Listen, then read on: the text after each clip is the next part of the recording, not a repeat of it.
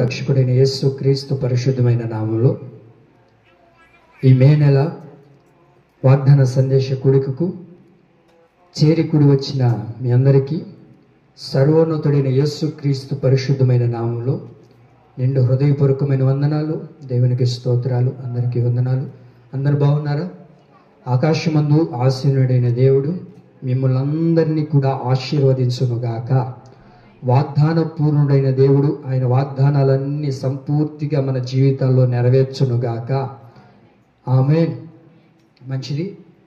మీ కొరకు ప్రార్థన చేస్తూ ఉన్నప్పుడు ప్రభు నా మనసులో ఉంచిన ఒక వాగ్దానం. అందరూ పరిశుద్ధ గ్రంథాలు తెరిచి యోహాను సువార్తమానం 14వ అధ్యాయం, యోహాను సువార్తమానం 14వ అధ్యాయం 18వ వాక్యాన్ని అందరూ చూడండి, నాతో పాటు చెప్పండి. యోహాను సువార్త 14వ అధ్యాయం 18వ వాక్యం నాతో కలిసి చెప్పండి. మిమ్మును అనాథులుగా విడువను, మీ యొద్దకు వత్తును. మళ్ళా చెప్పండి. మిమ్మును అనాథులుగా విడువను, మీ యొద్దకు వత్తును. ఒక్క నిమిషం ఆ వాక్యం మీద చేతులు ఉంచుకోనండి. చిన్న ప్రార్థన చేసుకుందాం. ఆ వాక్యం మీద చేతులు ఉంచుకోనండి. ఈ నెలలో ప్రభు మనకిచ్చిన వాగ్దానం, మిమ్మును అనాథులుగా విడువను, మీ యొద్దకు వస్తును అని దేవుడు వాగ్దానం చేస్తున్నాడు. ఈ వాగ్దానం మీద చేతులు ఉంచుకోండి, ప్రార్థన చేసుకోనండి. ప్రభు, ఈ మే నెలంతా ఈ వాగ్దానం నా జీవితంలో నెరవేర్చు ప్రభు అంటూ ప్రార్థన చేసుకుందాం. పరిశుద్ధుడా, ప్రేమ కలిగిన తండ్రి, నీకు స్తోత్రాలు. ఇదిగో ప్రభు, మీరు మమ్మల్ని ఉద్దేశించి, ఇదిగో తండ్రి, మీరు మాతో మాట్లాడిన ఈ మాటను బట్టి మీకు స్తోత్రాలు. మిమ్మల్ని అనాథులుగా విడువను, మీ యొద్దకు వత్తును అని మీరు మాతో మాట్లాడారు ప్రభు. ఈ వాగ్దానం ప్రభు నా జీవితంలో, మా జీవితంలో, మా సంఘం జీవితంలో ఈ నెలంత అద్భుతకరముగా మీరు జరిగించి నెరవేర్చి గొప్ప కార్యాలు చేయమని యేసు నామములో ప్రార్థన చేసి అడుగుచున్నాను తండ్రి. ఆమేన్. ఇప్పుడు తలెత్తి నా వైపు చూడండి. మత్తయి సువార్త 14వ అధ్యాయం 8వ వాక్యంలో 18వ వాక్యంలో రాయబడిన మాట, మిమ్మును అనాథులుగా విడువను, మీ యొద్దకు వత్తును. యేసు ప్రభుల వారు శరీరధారిగా ఈ లోకంలో జీవిస్తూ ఉన్నప్పుడు యేసు క్రీస్తు ప్రభుల వారు శిష్యులందరూ కూడా అక్కడ నిలబడి ఉన్నారు. మరొక వైపు జన సమూహం నిలబడి ఉంది. మరొక వైపు అనేక మంది జనము ప్రవాహం వలె ఆయన దగ్గర నిలిచి ఉన్నప్పుడు ప్రభు అయిన యేసు క్రీస్తు ప్రభుల వారు ఈ అధ్యాయాన్ని ప్రారంభిస్తూ అక్కడ రాయబడిన మాట మొదట్లో, మీ హృదయములను కలవరపడనీయొద్దు. మీ హృదయములను కలవరముతో నింపబడిపోయి ఉన్నాయి. మీ హృదయములు కలవరముతో నింపబడిపోయి ఉన్నాయి గనక మీ హృదయాల్ని కలవరపడనీయొద్దు. ఎందుకయ్యా అంటే, నేను మిమ్మల్ని అనాథులుగా విడువను, నేను మీ వద్దకు వత్తును. ఆమేన్. శిష్యులందరితోనూ, అక్కడున్న జన సమూహంతోనూ, దేవుని మాటలు వింటున్న వారితోనూ, ఆయన కొరకు ఎదురు చూస్తున్న వారందరితో యేసయ్య ప్రభు చెప్తున్న ఒక చక్కటి మాట ఏంటంటే, మిమ్మల్ని అనాథులుగా విడువను, మీ వద్దకు నేను వస్తాను. ఒకవేళ మీ జీవితంలో ఇప్పటి వరకు మనకు అయిపోయిన వారు కానివ్వండి, మన ఇంట్లో ఉన్నవారు కానివ్వండి, మనకు కావాల్సిన వారే కానివ్వండి, లేకపోతే మన భర్తే కానివ్వండి, లేకపోతే పిల్లలే కానివ్వండి, లేకపోతే తెలిసిన వారు, మన రక్త సంబంధికులు, మన తల్లిదండ్రులు ఒకవేళ మిమ్మల్ని అనాథులుగా విడిచిపెట్టి ఉండొచ్చేమో. అయితే యేసయ్య అంటారు, నేను మిమ్మల్ని అనాథులుగా విడవను, నేను మీ యొద్దకు వత్తును. ఆమేన్. ఈ మాట నేను చదువుతూ ఉన్నప్పుడు ఒకసారి ఆ ఫోన్లో కూడా చూద్దాం, అసలు ప్రపంచంలో ఎంతమంది అనాథులు ఉన్నారు అని ఫోన్లో చూద్దామని ఒకసారి సెర్చ్ చేసి చూస్తే దాంట్లో ఎంతమంది, బోల్డంతమంది అనాథులు ఉన్నట్లుగా గమనిస్తూ ఉన్నారు. అయితే దేవుని ప్రియులారా, ఈ అనాథుల్ని ఒకసారి మనం గమనించగలిగితే ఎక్కడి నుంచి వస్తూ ఉన్నారు ఈ అనాథులు అంటే, అనాథులు ఎవరిని అంటారు అని అంటే, ఎవరైతే తల్లిదండ్రులు విడిచిపెట్టేస్తుంటారో, తల్లిదండ్రులు ఎవరినైతే బిడ్డల్ని విడిచిపెట్టేస్తుంటారో వారందరూ కూడా అనాథులుగా పిలువబడుతూ ఉంటారు. అనాథని ఎవరిని అంటారండి? అనాథలని ఎవరిని అంటారు? తల్లిదండ్రులు లేకుండా, లేకపోతే పిల్లలు లేని వారిని అనాథులు అంటారు. అంతేనా? పిల్లలు ఉండి కూడా ఈరోజు చాలా మంది తల్లిదండ్రులు ఏం చేస్తున్నారు? అనాథులుగా విడిచిపెట్టి వెళ్ళిపోతూ ఉన్నారు. అలాగే తల్లిదండ్రులు కూడా ఏం చేస్తున్నారంటే కొంతమంది పిల్లల్ని అనాథులుగా విడిచిపెట్టి వెళ్ళిపోతూ ఉన్నారు. ఇవన్నీ మనం ఎప్పుడు వింటూ ఉండే మాటలు. అయితే యేసు ప్రభు మనల్ని ఉద్దేశించి అంటారు, మిమ్మల్ని అనాథులుగా విడవను, మీ యొద్దకు నేను రాబోతూ ఉన్నాను. ఆమేన్. దేవుడు మిమ్మల్ని అనాథులుగా విడిచిపెట్టడు. మనుషులు ఒకవేళ నిన్ను అనాథగా విడిచిపెట్టొచ్చు, మనుషులు నీకు దూరం అయిపోవచ్చు, మనుషులు నిన్ను అనాథగా విడిచిపెట్టి ఏకాకిగా నిన్ను చేసి విడిచిపెట్టి అనాథగా నువ్వు ఎట్లాగైనా బ్రతుకుపో అని చెప్పి మనుషులు విడిచిపెట్టి వెళ్ళిపోయి ఉండొచ్చేమో, కానీ నేను ప్రకటిస్తున్న నజరేయుడైన యేసు ప్రభువు వారు చెప్తూ ఉన్నారు, మిమ్మల్ని నేను అనాథులుగా విడవను, నేను మీ యొద్దకు వస్తాను. వస్తా చప్పట్లు కొడదామా? ప్రైజ్ ది లార్డ్, హల్లెలూయా. దేవుడు అంటూ ఉన్న ఒక చక్కటి మాట, మిమ్మల్ని నేను అనాథులుగా విడవను, నేను మీ యొద్దకు వస్తాను. మనుషులు నిన్ను ఒకవేళ అనాథులుగా విడిచిపెట్టారేమో, నీ కన్న బిడ్డలు నిన్ను అనాథులుగా విడిచిపెట్టి వెళ్ళిపోయి ఉండొచ్చు, నీ బంధువులు నిన్ను అనాథులుగా విడిచిపెట్టి వెళ్ళిపోయి ఉండొచ్చు. చాలా మంది అనాథులైపోయి పిచ్చివాళ్ళుగా మార్చబడిన వారు ఎంతో మంది మన కళ్ళ ఎదుట కనబడుతూ ఉన్నారు. అయితే యేసు ప్రభు మనతో మాట్లాడుతూ ఉన్నారు, మనుషులందరూ నిన్ను అనాథులుగా విడిచిపెట్టినా నేను నిన్ను అనాథులుగా విడవను. ఆమేన్. చాలా మంది చెప్తారు చూడండి, అయ్యా వివాహం అయిందయ్యా, కొద్ది సంవత్సరాల తర్వాత ఒక బిడ్డ అయిన తర్వాత, లేకపోతే ఇద్దరు బిడ్డలను కనిన తర్వాత నా భర్త నన్ను అనాదిగా విడిచిపెట్టి వెళ్ళిపోయాడు, నీ బ్రతుకు ఎలాగైనా బ్రతుకు, నీతో నాకు సుఖం లేదు, నీతో నాకు సంతోషం లేదు, నీతో నేను ఉండలేకపోతున్నాను, నీతో నేను బ్రతకలేకపోతున్నాను అని చెప్పి నన్ను నడి సముద్రంలో వదిలేసి ఒక అనాదిగా విడిచిపెట్టి వెళ్ళిపోయాడు. ఇప్పుడు నా బిడ్డల్ని నేను ఎలా కాపాడుకోవాలి, నా బిడ్డల్ని ఇప్పుడు ఎలా పోషించుకోవాలి, నా బిడ్డల్ని ఎలా సేవ తీర్చుకోవాలి, ఇలాంటి జీవితంతో కొనసాగించబడుతున్న నా బ్రతుకులో నా జీవితం ఏంటి అని అంటే యేసయ్య అంటారు, నేను మిమ్మల్ని అనాథులుగా విడిచిపెట్టను, నేను మీ యొద్దకు వస్తాను. ఆమేన్. మన కడుపును పుట్టిన బిడ్డలైతే మనల్ని ఏం చేస్తారు? అనాథులుగా విడిచిపెట్టి వెళ్ళిపోతారు. ఒక వివాహం అయింది అనుకోండి, ఓ పెళ్లి జరిగిన తర్వాత ఒక 4 రోజులు గడిచిన తర్వాత మనం ఎప్పుడు సొంత కాపురం పెడదాం, ఎప్పుడు మీ తల్లికి దూరంగా బ్రతుకుదాం అని చెప్పే ఎంతో మంది కడుపును పుట్టిన బిడ్డలు ఉన్నారు. అయితే యేసయ్య అంటారు, వారి వలె నేను మిమ్మల్ని చేయను, నేను మిమ్మల్ని అనాథులుగా విడవను, నేను మీ యొద్దకు వస్తాను. ఆమేన్.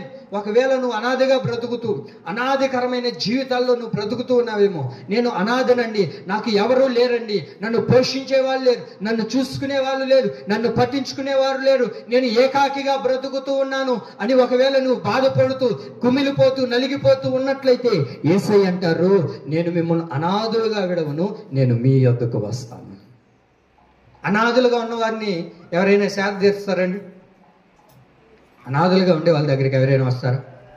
రారు. వస్తారా? రారు.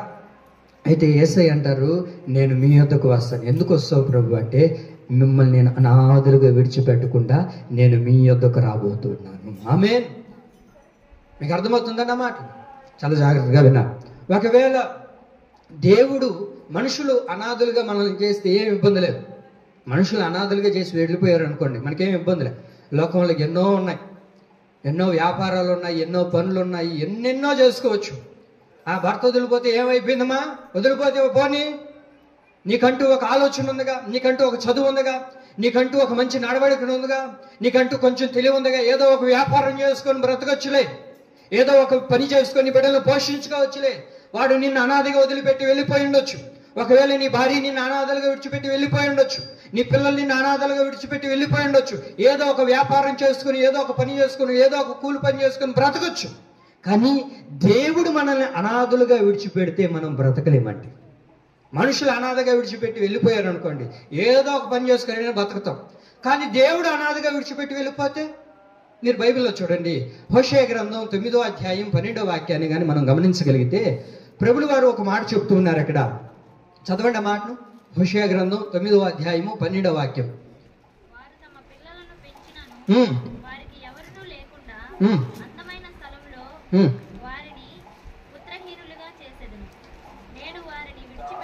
నేను వారిని విడిచిపెట్టగా వారికి శ్రమ కలుగుతుంది. దేవుడు మనల్ని విడిచిపెడితే మనకేం కలుగుతుంది అంటే, బైబిల్ అంటుంది శ్రమ కలుగుతుంది. మనుషులు విడిచిపెట్టారు వెళ్ళాను అనుకోండి, మనుషులు అనాథలుగా చేసి వెళ్ళిపోతే ఏం ఇబ్బంది లేదు, ఎట్లాగట్లాగా బ్రతకొచ్చు. కానీ దేవుడే విడిచిపెడితే మనకేం కలుగుతుందంట?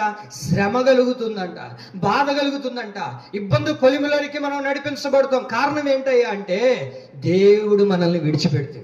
అందుకే దేవుడు అంటారు, నువ్వు ఏ శ్రమలు పడకూడదని, నువ్వు ఏ కష్టం పడకూడదని, నువ్వు ఏ కన్నీరు ఏడవకూడదని. మనుషులందరూ నిన్ను విడిచిపెట్టినా, నీ వారు నిన్నందరూ విడిచిపెట్టినా, నిన్ను ఏకాకిగా వదిలేసినా సరే, నా దేవుడు నిన్ను అనాథులుగా విడిచిపెట్టకుండా ఆయనే మన యొద్దకు రాబోతూ ఉన్నాడు. ఆమేన్.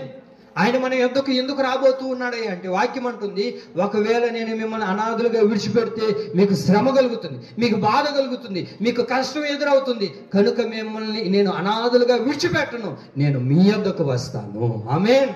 మనం అనుకుంటూ ఉంటాం, మనం అనుకునేది ఏంటో తెలుసా? ఒక కొడుకు పుడితే బాగున్నాయ్యా. ఏంటంట? నాకు తెలిసిన ఒక అక్క ఉంది, ఒక కుటుంబం ఉంది. ఆ కుటుంబంలో ఎంతమంది ఆడపిల్లలు తెలుసా? 4 ఆడపిల్లలు. ఎంతమంది? 4 ఆడపిల్లలు. 4 ఆడపిల్లలు కానీ దాకా ఎందుకున్నారమ్మంటే ఇంకా ఉండించుకోవాలనుకున్నారంట.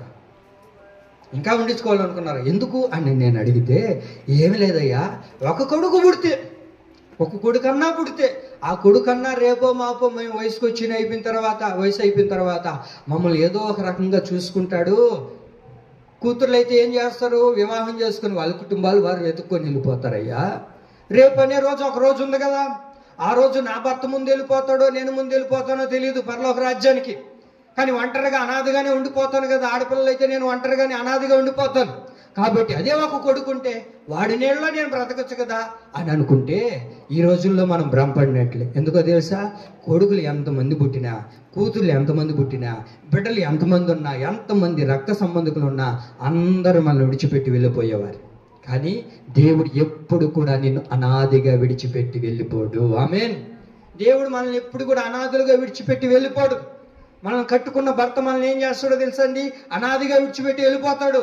అయ్యా నువ్వు లేకపోతే బిడ్డలు ఎట్టయ్యా, ఎట్ట పెంచుకో, నువ్వు ఆడైనా చావు, నువ్వు ఎట్టయినా బతుకు, నాకు నీ బ్రతుకుతో సంబంధమే లేదు అని చెప్పి ఏం చేస్తున్నారు తెలుసా? చాలా మంది అనాథులుగా విడిచిపెట్టి వెళ్ళిపోతూ ఉన్నారు. కానీ మనం ఆరాధిస్తున్న దేవుడు ఎవరో తెలుసా అండి? మిమ్మల్ని అనాథులుగా విడవక ఆయన మీ యొద్దకు రాబోతూ ఉన్నాడు. ఆమేన్. ఎందుకు ప్రభు మా యొద్దకు రాబోతున్నావు అంటే దేవుడు అంటారు, మీకు శ్రమ కలగకుండా నేను మిమ్మల్ని కాపాడుతాను. నేను విడిచిపెట్టాను అనుకోండి, మీ జీవితంలో అనేకమైన ఇబ్బందులు ఎదురవుతాయి, అనేక శ్రమలు ఎదురవుతాయి, కనుక నేను మిమ్మల్ని విడిచిపెట్టను అని దేవుడు మనతో మాట్లాడుతున్నారు. బైబిల్ చదువుతూ ఉన్నప్పుడు ఎవరైనా అనాథగా బ్రతుకుని వ్యక్తి ఎవరైనా ఉన్నారా? మనం అనుకుంటాంగా. మనం ఏమనుకుంటాం?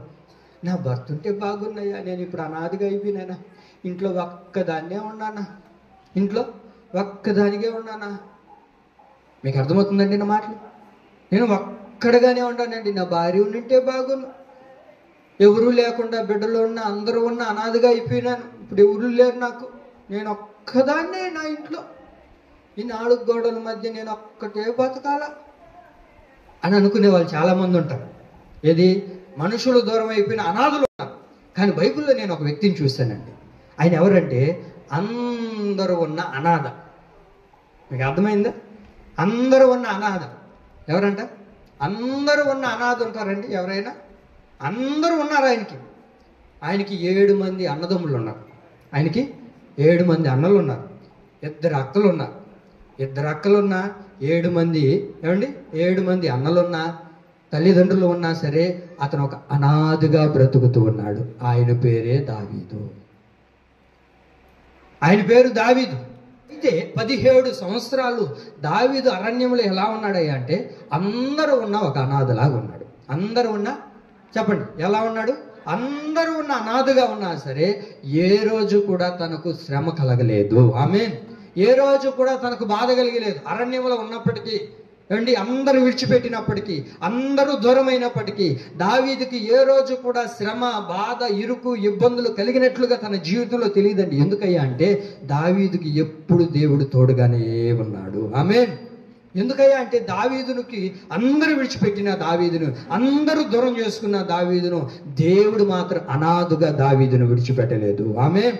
మనం అనుకుంటూ ఉంటాం కదా, అందరూ ఉంటే నేను ఒంటరి కాదులే, అందరూ ఉంటే నేను అనాథులు కాదులే అని. అందరూ ఉన్న అనాథులుగానే చాలా మంది బ్రతుకుతున్నారండి. కనుకనే దేవుడు ఈ నెలలో మనతో అంటారు, మిమ్మల్ని అనాథులుగా విడవక నేను మీ యొద్దకు వస్తాను. ఆమేన్. అందుకే 27వ కీర్తన 10వ వాక్యంలో చదవగలిగితే దావీదు ఒక మాట అంటారు అక్కడ, నా తల్లిదండ్రులు నన్ను విడిచినను యెహోవా నన్ను చేరదీసెను అంటాడు. నా తల్లిదండ్రులు నన్ను ఏం చేశారు? విడిచిపెట్టారు.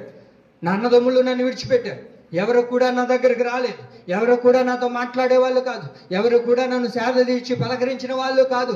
అందరూ కూడా నన్ను అనాథులుగా చేసినా సరే నా దేవుడు నన్ను ఏం చేశాడు తెలుసా? చేరదీశాడు. ఆమేన్. ఆయనే మనకు తోడుగా ఉండే దేవుడు. అందరూ నిన్ను అనాథలుగా విడిచిపెట్టినా ఆయన నిన్ను చేరదీసి నీ జీవితంలో అద్భుతమైన కార్యాలు ప్రభు చేయునుగాక. ఆమేన్. అయితే బైబిల్లో మనము చూడగలిగితే దేవుడు మనల్ని విడవకుండా ఉండాలి అని అంటే, దేవుడు మనల్ని అనాథులుగా చేయకుండా ఉండాలి అని అంటే మనం ఏం చేయాలి? మీకు అర్థమవుతుందన్న మాటలు? మనుషులు మనల్ని అనాథలుగా చేస్తారంటే రకరకాలైన పరిస్థితులు ఉంటాయి. ఏమండి, ఒక్కొక్కరిని అడిగామనుకోండి, ఎందుకండి వారిని అనాథలుగా విడిచిపెట్టామంటే బోల్డ్ అని సమస్యలు చెప్తారు. బోల్డ్ అని ఎన్నో చెప్తారు వాళ్ళ పరిస్థితులు. కానీ దేవుడు కూడా మనల్ని అనాథలుగా విడిచిపెడతాడా? మీకు అర్థమవుతుందండి? వినాలి మీరు జాగ్రత్తగా.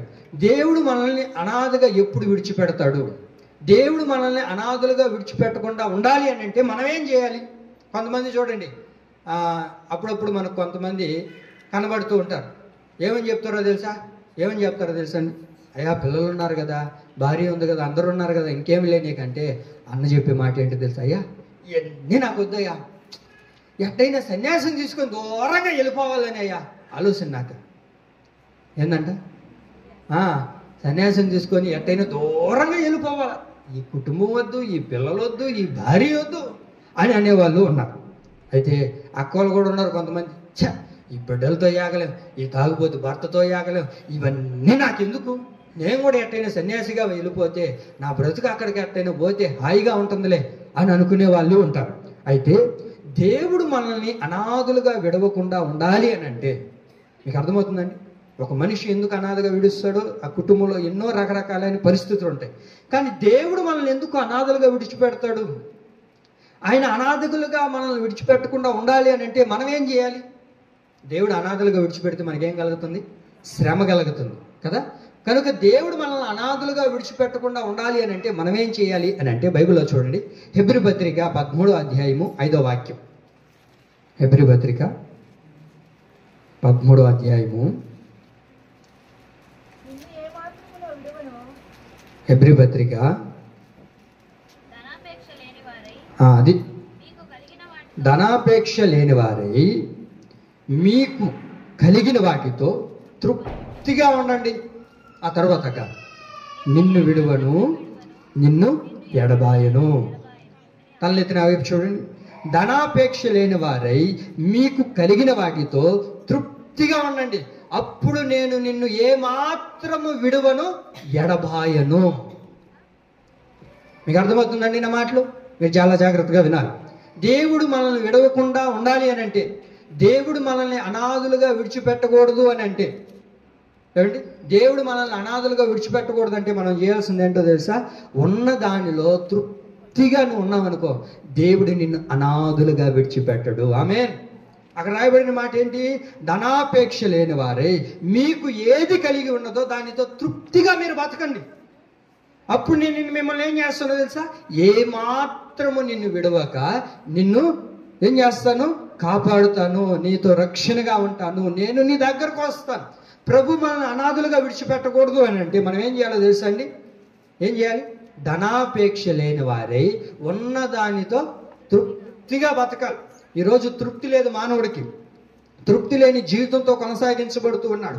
ఎంత ఉన్నా ఏదో సంపాదించాలి, ఏదో తెచ్చిపెట్టుకోవాలి, ఏదేదో కట్టాలి, ఏదేదో చేయాలని మానవుడు తహతహలాడిపోతూ ఉన్నాడు.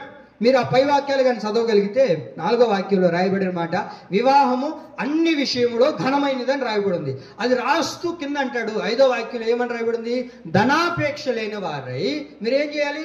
ఉన్నదాంతో మీరేం చేయాలి? తృప్తిగా మీరు బతకండి. పై వాక్యం ఏమనుంది?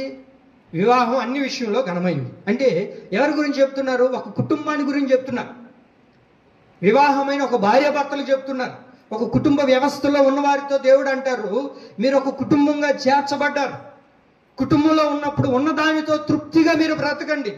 ఏది దేవుడు మీకు ఇచ్చాడో, ఏది మీకు అనుగ్రహించాడో దాంట్లో తృప్తిగా మీరు బతకండి. ఒకవేళ మీరు తృప్తిగా లేకపోతే, ధనాపేక్ష కలిగిన వారుగా మీరు ఉంటే దేవుడు ఏం చేస్తాడు తెలుసా? మనల్ని విడిచిపెడతాడు. దేవుడు మనల్ని విడిచిపెడితే ఏమవుతుంది?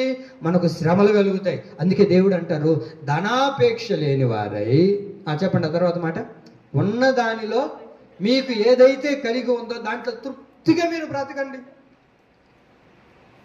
మీకు అర్థమవుతుందండి? ఉన్న దాంట్లో మనం ఏం చేయాలి? తృప్తిగా బ్రతకాలి. ఈరోజు దేవుడు పచ్చడి ఇచ్చాడు అనుకోండి, పచ్చడితో ఏం చేయాలి? తృప్తిగా తిని, ఆహా చాలు ప్రభు ఈరోజు నాకు పచ్చడి ఇచ్చి. రేపు పప్పు ఇచ్చాడు అనుకోండి, ప్రభు ఈరోజు పప్పు ఇచ్చావయ్యా, చాలయ్యా. ఆదివారం మటన్ ఆడే ఉండారా?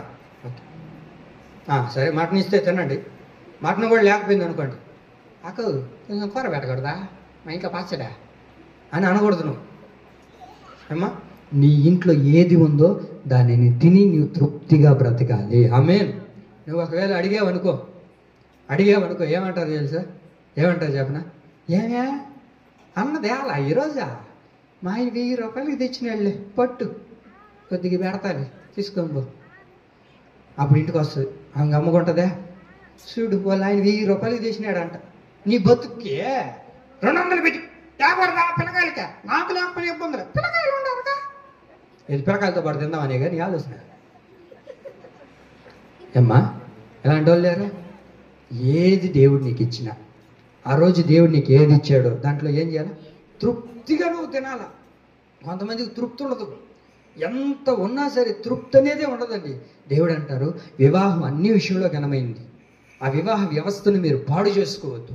కనుక ధనాపేక్ష లేని వారై, ధనాపేక్ష కలిగి బ్రతక కాకండి, ఉన్న దాంట్లోనే తృప్తిగా బ్రతకండి. అన్నం తినడానికి లేని వాళ్ళు కూడా అనాథులుగా బ్రతుకుతున్నారండి. తినడానికి తిండి కూడా లేని వాళ్ళు ఉన్నారు, ఉండడానికి నివాసం కూడా లేని వాళ్ళు ఉన్నారు. దేవుడు నీకు చక్కటి ఇల్లు ఇచ్చాడుగా, చక్కటి పిల్లల్ని ఇచ్చాడుగా, చక్కటి భర్తనిచ్చాడుగా, చక్కటి భార్యని ఇచ్చాడుగా, చక్కటి కుటుంబ వ్యవస్థను ప్రభు నీకు ఇచ్చాడుగా. ఎందుకు దాన్ని నువ్వు పాడు చేసుకుంటున్నావు? ఎందుకు దాన్ని నువ్వు నాశనం చేసుకుంటున్నావు? ఈరోజు చాలా మంది చేస్తున్న పనులు ఇవే. ధనాపేక్ష కలిగిన వారిగా ఉన్న దానితో తృప్తి పొందకుండా ఏదో సంపాదించాలి, ఏదో చేయాలి, ఏదో సంపాదించి ఏదేదో చేసి అన్ని నాశనం చేసుకోవాలని ఎంతో మంది ప్రాకులాడుతూ ఉన్నారండి. సంపాదించుకుంటున్నారు కానీ తృప్తికరమైన జీవితం లేదు, తృప్తికరమైన బ్రతుకును బ్రతకలేకపోతూ ఉన్నారు. అందుకే దేవుడు అంటూ ఉన్న ఒక మాట, ధనాపేక్ష కలిగిన వారిగా మీరు ఉండొద్దు, మీకు కలిగిన దానితో మీరు తృప్తిగా బ్రతకండి, అప్పుడు నేను మిమ్మల్ని విడిచిపెట్టక నేను మీతోనే ఉంటాను. దేవుడు మనల్ని అనాథులుగా విడిచిపెట్టకూడదు అని అంటే మనం ఏం చేయాలో తెలుసా? ఉన్న దానితో తృప్తిగా బ్రతికే జీవితం మనం నేర్చుకోవాలి. లేని దాని కొరకు ప్రాకులాడకూడదు.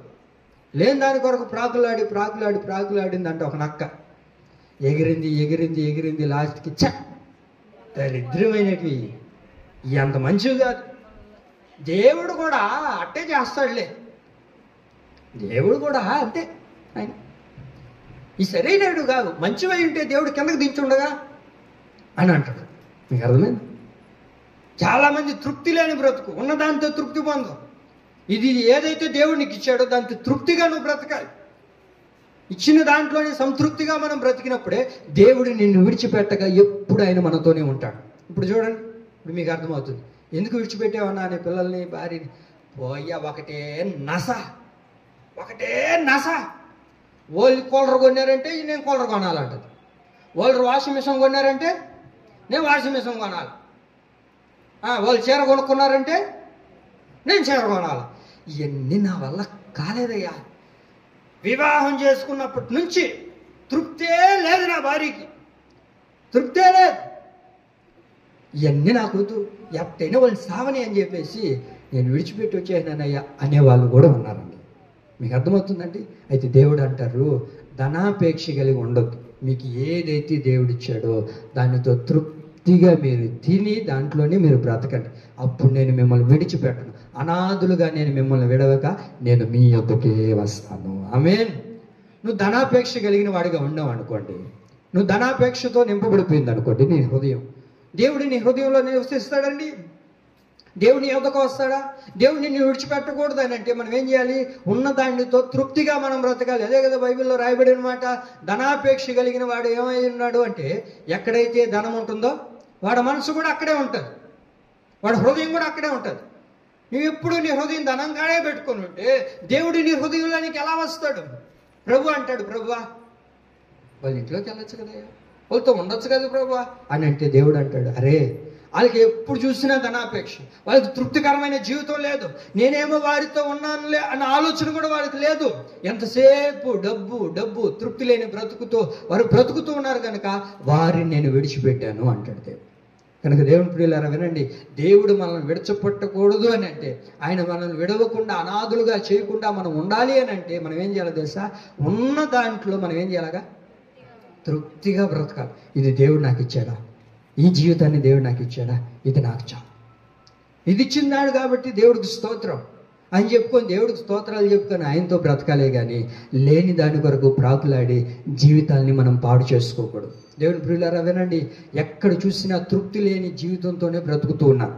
చూడండి, దేశం మీదకి దేశం ఎందుకు యుద్ధాలు చేసుకుంటున్నారు? ఎవరు మా ఫోనా? దేశం మీదకి దేశము ఎందుకు యుద్ధాలు చేసుకుంటున్నారు చెప్పండి. సరే, యుద్ధం చేసుకుంటే ఏమన్నా ఒరుగేది ఉందా అని అంటే మీరు వినాలి.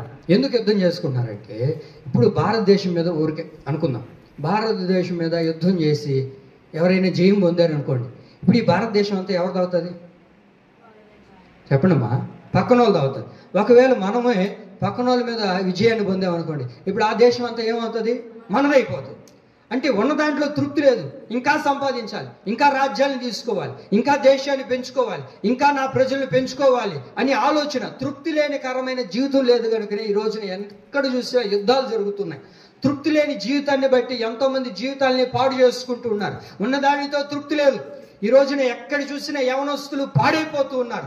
తృప్తికరమైన జీవితం లేకుండా వారి జీవితాలని పాడు చేసుకుంటూ ఉన్నారు. మీరు ఫోన్ ఓపెన్ చేస్తే చాలు, ఫోన్ ఓపెన్ చేయండి, యూట్యూబ్ ఆన్ చేయండి, హే ఇంత డబ్బులు ఎలా వచ్చింది నీకు? ఇప్పుడు నేను డ్యూటీ చేయాల్సిన అవసరం లేదు, డ్యూటీ చేయకపోతే అడుక్కుంది నువ్వు అనిపించింది నాకు. పాడు చేసేస్తున్నారు యవనస్తుల్ని. ఇప్పుడు నేను డ్యూటీ చేయాల్సిన అవసరం లేదు. ఎందుకు? రమ్మి రమ్మి ఏం తమ్ముడదా, రమ్మ ఏదో ఒకటి, ఏదో ఫ్యాషన్ పేర్లు పెట్టేసుకున్నారు. వాస్తవానికి చెట్ల కింద కూర్చొని ఆడితేనేమో పోలీసు వాళ్ళు పట్టుకుంటారు. ఏమ్మా? చెట్ల కింద కూర్చొని ఆడితేనేమో పోలీసు వాళ్ళు పట్టుకుంటారు, సెల్ ఫోన్లు ఆడితే పోలీసు వాళ్ళు పట్టుకోరు. ఇది ఎక్కడ రూల్ అండి? రమ్మి అంటే ఏంది? పేకాట. దానికి కొత్త కొత్త పేర్లు, మళ్ళీ ఫ్యాషన్ పేర్లు, దానికి పెద్ద పెద్ద వాళ్ళంతా దానికి మీరు దీన్ని ఆడండి, మీరు ఎంత ఇన్వెస్ట్ చేస్తే ఇంత వస్తుంది మీకు. ఎవరు అది కూడా చెప్పేది, ఆ యాడ్ చెప్పేది కూడా ఎవరు తెలుసా? మగ పిల్లకాయలు ఆడుతూ ఆడపిల్లం మళ్ళీ అప్పుడు చెప్తుంది. ఏమని చెప్తుంది? నేను ఇప్పుడు డ్యూటీ చేయాల్సిన అవసరం లేదు, నేను ఇప్పుడు ఈ రమ్మి ఆడితే, ఈ పేకాట ఆడితే ఇంక డబ్బు వస్తుందంట. నీకెందుకు పేకాడితే ఏం పని నీకు? సరే ఆడేటప్పుడు బాగానే ఉంటుంది, 2 రోజులు బాగానే డబ్బులు వస్తుంది, ఆ తర్వాత జీవితాన్ని నాశనం చేసుకునేటట్లుగా మారిపోతాం. మీరు చూడండి, ఎన్నో జరుగుతున్న యూట్యూబ్లో ఎన్నో వార్తలు వింటూ ఉన్నాం. ఈ మధ్య ఒక యవనస్తురాలు అలాగా యాప్ల్లో ఏ గేములు అంటే ఆ గేములన్నీ ఆడి ఉన్న అప్పంతా చేసేసి ఇంట్లోనే దొంగతనం చేసేసింది. ఇంట్లోనే దొంగతనం చేసి ఎత్తుకొని వెళ్ళిపోయి పోలీసు వాళ్ళు కేసు పెట్టింది. ఏమని కేసు పెట్టిందో తెలుసా? మా ఇంటికి ఎవరు వచ్చేసారు సార్, మా అమ్మ నాన్న లేకపోయేసరికి మా ఇంట్లో ఎవరు వచ్చి డబ్బు ఎత్తుకొని వెళ్ళిపోయారు సార్ అని. పోలీసు వాళ్ళు గమ్ముకుంటారా? ఈసారి ఇచ్చి చూసినారు. తర్వాత ఈ మహాదల్లే ఎందుకమ్మా ఇది చేయడం అంటే, నేను బెట్టింగ్ యాప్లన్నీ ఆడి తృప్తి లేని జీవితం, ఉన్నదానితో తృప్తి లేదు మానవుడికి. అందుకనే దేవుడు నిన్ను విడిచిపెడుతున్నాడు. కారణం ఏంటో తెలుసా అండి? తృప్తి లేని కరమైన జీవితంతో నువ్వు బ్రతుకుతుంటే దేవుడు నిన్ను అనాదిగా విడిచిపెడతాడు. దేవుడు మనల్ని అనాథులుగా విడిచిపెట్టకూడదు అని అంటే ఉన్న దానితో నువ్వు తృప్తిగా బ్రతకాలి. భర్తని ఊరికే విసిగించగాకండి దయచేసి, నానక విసిగించగాకండి. అది తేలేదే, ఇది తేలేదే, అట్టుండావే, వాళ్ళు అట్టుండారు, మన బతుకింతేనా, మనం ఎప్పుడు ఇంక డెవలప్ అయ్యేది?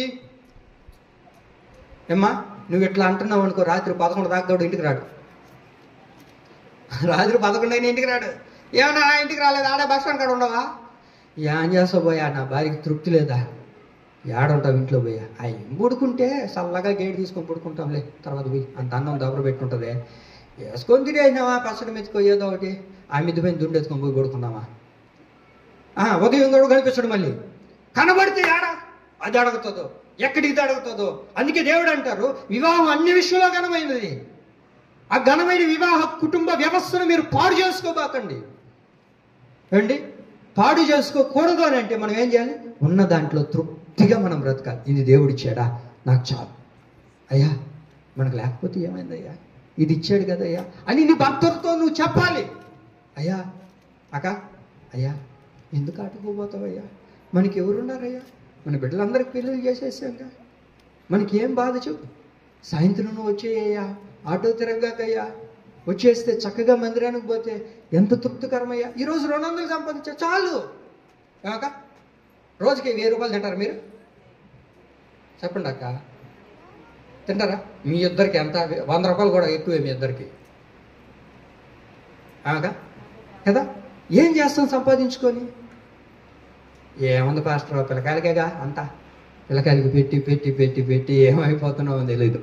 దేవుని ప్రియులారా, మీరు వినండి, తృప్తి లేని జీవితంతో మనం బ్రతకూడదు. అర్థమైందండి? దేవుడు మనకి ఎంత ఇచ్చాడో దానితో తృప్తికరంగా మనం బ్రతికినప్పుడే దేవుడు నిన్ను విడిచిపెట్టకుండా నీతోనే ఉంటాడు. ఎందుకో తెలుసా? అయ్యా నేను ఏది ఇచ్చానో వాళ్ళకి, నా బిడ్డలకి ఇది ఇచ్చాను, దాంట్లో తృప్తిగా వారు బ్రతుకుతున్నారు, వాళ్ళు ఆశీర్వాదకరంగా ఉన్నారు, కాబట్టి నేను వారిని అనాథులుగా విడవను. ఆమేన్. దేవుడు మనల్ని అనాథులుగా విడవకూడదు అని అంటే మనం ఏం చేయాలి? ఉన్న దాంట్లో తృప్తిగా బ్రతకాలి. తృప్తిగా బ్రతికే జీవితంతో మనం ఉన్నప్పుడు దేవుడు మనం అనాథులుగా విడిచిపెట్టడు. ఈ మాటను గుర్తుపెట్టుకోవాలి. అయితే దేవుడు మనల్ని అనాథులుగా విడవక ఆయన చేసే కార్యాలు ఏంటి? దేవుడు మనల్ని అనాథులుగా విడవక చేసే కార్యాలు ఏంటి? మొదటిగా చెప్పాను కదా, దేవుడు మనల్ని విడవకుండా ఉండాలి అని అంటే మనం ఏం చేయాలి? తృప్తిగా మనం బ్రతికినప్పుడే దేవుడు అనాథులుగా మనల్ని విడిచిపెట్టాడు. అయితే ఇప్పుడు వినాలి మీరు బాగా, దేవుడు మనల్ని అనాథులుగా విడవకుండా ఆయన మన జీవితంలో చేసే కార్యాలు ఏంటి? అందరూ మనుషులందరూ మనల్ని అనాథులుగా విడిచిపెట్టి వెళ్ళిపోతారు, ఎవరు కూడా మనతో ఉండేవారు కాదు. అయితే దేవుడు మనల్ని అనాథులుగా విడవకుండా మనతోనే ఆయన ఉండాలి అని అంటే ఆయన మన జీవితంలో చేసే కార్యాలు ఏంటి? ఆయన మనల్ని అనాథులుగా విడవకుండా ఆయన మన జీవితంలో చేసే కార్యాలు ఏంటి? మొదటి మాట, ఇర్మియా గ్రంథం 31వ అధ్యాయము 3వ వాక్యాన్ని చదువుతారు. త్వరగా చదవండి. ఇర్మియా గ్రంథం 31:3. చదువు.